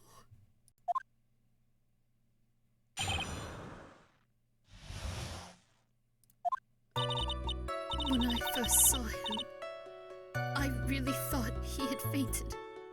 Honest. When I realized he was dead, that was when I formulated my plan. Once I made sure there was no one in the hallway, I made a dash back to Matt's room. And then I stabbed Tuan's dead body with the knife and ripped off the button. Just when I finished and was returning to Matt's room, I had a bit of an inconvenience. And that's why I ended up using the nickel samurai costume. I can't believe Edgeworth mentally tortured Miss Andrews into testifying. Yeah, that is hardcore. That is cold as ice for Edgeworth. Damn. I'm shocked that he went that far. Honestly shocked. Stab the body? With the knife? But why would you do that? Isn't it obvious? To pin the blame on a certain person. A certain cowardly man. What do you mean by all of this? It might take this court a little while to understand, but this is the truth. The real killer is Matt! That scumbag of a man! I'll never forgive him! He's trying to escape his guilt again! Just like last time! Last time?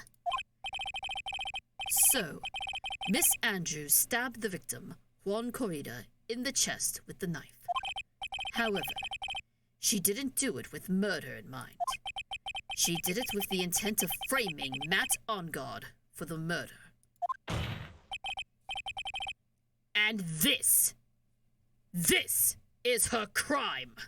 What? How is this possible?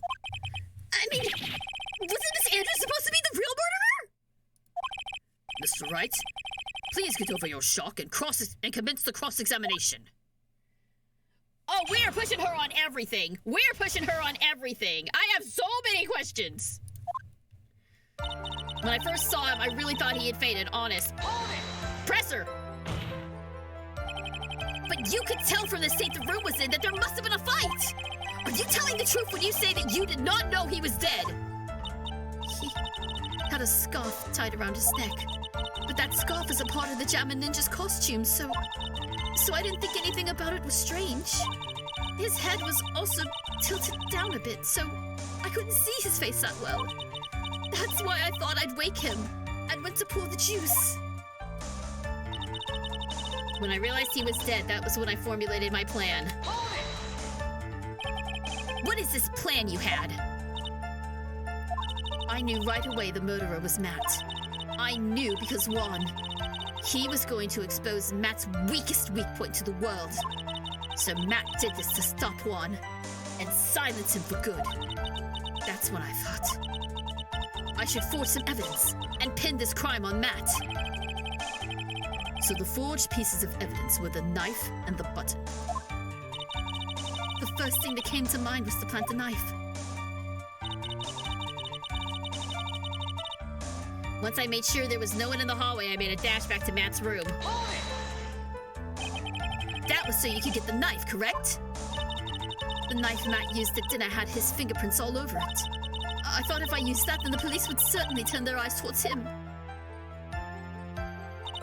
Matt was napping with his costume on at the time. I slipped in, took the knife, and returned to the scene of the crime. And then I stabbed Juan's dead body with the knife and ripped off the button. So you were the one to stab the victim with that knife! It gives me goosebumps to think about it now. What a horrible thing I did. But at the time, I couldn't control my own body. It moved on its own. Then, when I stabbed Juan's dead body, I suddenly realized something. If I use the button somehow, I can make Matt look even more suspect. So you thought to rip one of the buttons off and then plant it in Mr. On-Guard's Hakama? Yes, that's what I had planned to do. But things never go that smoothly, do they? Just when I finished and was returning to Matt's room, I had a bit of an inconvenience. An inconvenience? There was a woman with a camera at the ready, loitering in the hallway. I'm willing to bet my spikes it was Lada. There was also a woman with a ray gun at the ready, pacing back and forth. That's Miss Oldbag for you. I had already been caught and made into a big scoop for a certain weekly tabloid once, so I couldn't very well go out looking like myself and get caught again. And that's why I ended up using the Nickel Samurai costume. You were the one who prepared that costume, weren't you?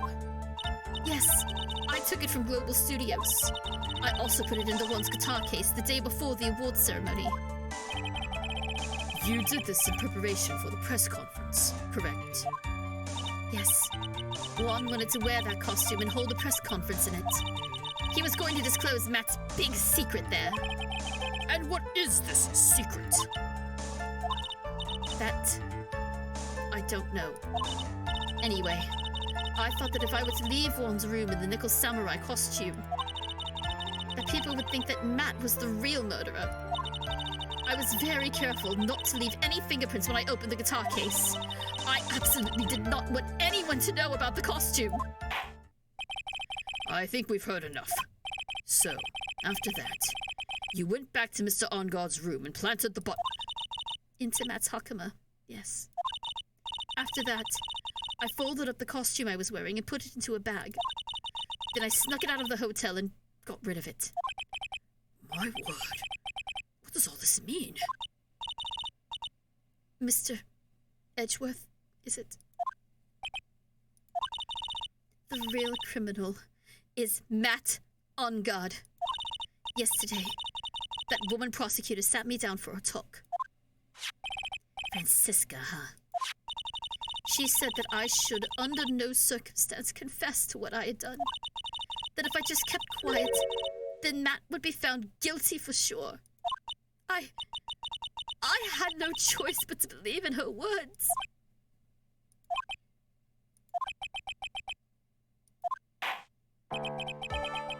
What this witness has done is clearly unlawful. However, as long as her testimony stands, we can be certain she is not the real killer. Wait, Your Honor! The defense still... Right. It's pointless. At this point in time, it is not possible to indict Miss Andrews on anything. Yes, exactly. There isn't a single piece of evidence that points to her as the murderer. The cross-examination of this witness is over, and so is today's trial. You couldn't establish that the witness was the culprit. Please let it go, Mr. Wright. But... Mr. Edgeworth, please place Miss Andrews under arrest for further questioning. Understood, Your Honor. The prosecution will arrange for her detention immediately. That is all. Court is adjourned for today. But what's gonna happen to Maya?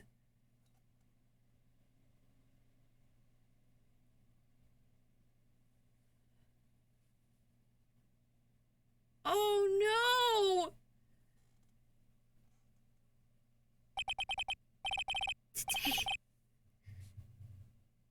Today's trial. It's over. And I didn't win an acquittal. Witness, would you mind if I asked you something? Edgeworth? What is it? Before you leave court today, I wondered if I might look at one thing. The card in your hand. It's had my interest for quite some time now. What exactly is it? Oh, this. Mr. Wright also asked about this. Although I didn't remember at the time you asked me about it, Mr. Wright. I remembered just now. I found this in the room on that day. The room? That day? Yes. I found this card when I discovered Juan's body. It was lying there right next to him. You found that card next to the victim's body? I suppose I must have unconsciously slipped it into my pocket. But it's not as if this card has any relevance to Juan's murder, right? Yeah, I guess not. But it's still a strange card if you ask me. That card is super important! But as far as a clue to this case, I don't see why.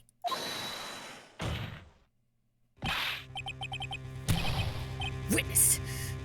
That card! Give it to me! Hurry! Edgeworth? Do you have any idea what you have stupidly yet inadvertently done? This... I can't believe you hid this from me all this time!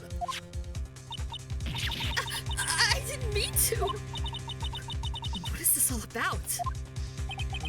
I've never seen Edgeworth so emotional before.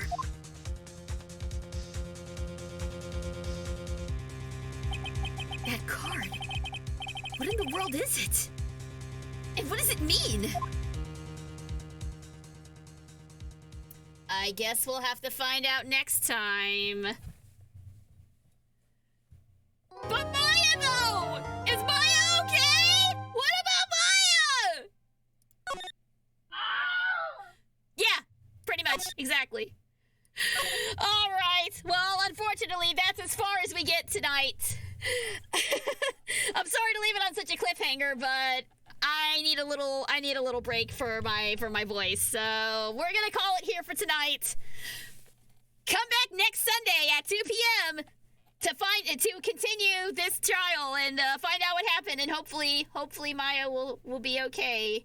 There's always got to be some like weird reasoning to like. There's got to be some weird reasoning that the real killer's going to be like, all right, you get one more day or something like that. I don't know. Maybe it's like, Fortunately for you, I find this all very amusing, so I'll let it continue. or something like that. I don't know. We'll find out next time. So be back here Sunday at 2 p.m. for more Phoenix Wright Ace Attorney. In the meanwhile, the next stream is going to be tomorrow at 7. We are going back to RE4, and we are starting up separate ways. We're starting up separate ways tomorrow night. So, be sure and tune in for that. I have zero experience with, where we get a strange box delivery at Wright and go, no. I am not even going to entertain that possibility. Get out of here. Anyway, separate ways, 7 o'clock tomorrow, and then back to Elden Ring Thursday at 7. If you guys want to keep up with me outside of streaming, you can do that in a few ways. You can find me at super_geek_girl on Twitter. You can catch me on YouTube in 2 places, SuperGeekGirl214 for clips and highlights, and SGG Plays VODs for full, unedited streams. This stream will be up later this evening, so if you missed any of it, you can jump in and tune in there, and you can also join my Discord server. The link to join that is in the Twitch channel description, so if you haven't joined the server, go ahead and do that. I got some fun stuff planned for later this year, so you don't want to miss out on that. All right, I think that's enough for tonight. Thank you guys so much for tuning in. Hope y'all all stay warm out there. And until next time, stay super, everybody. Oh, I clipped my mic. Until next time, everybody, stay super and have a good evening. Bye-bye.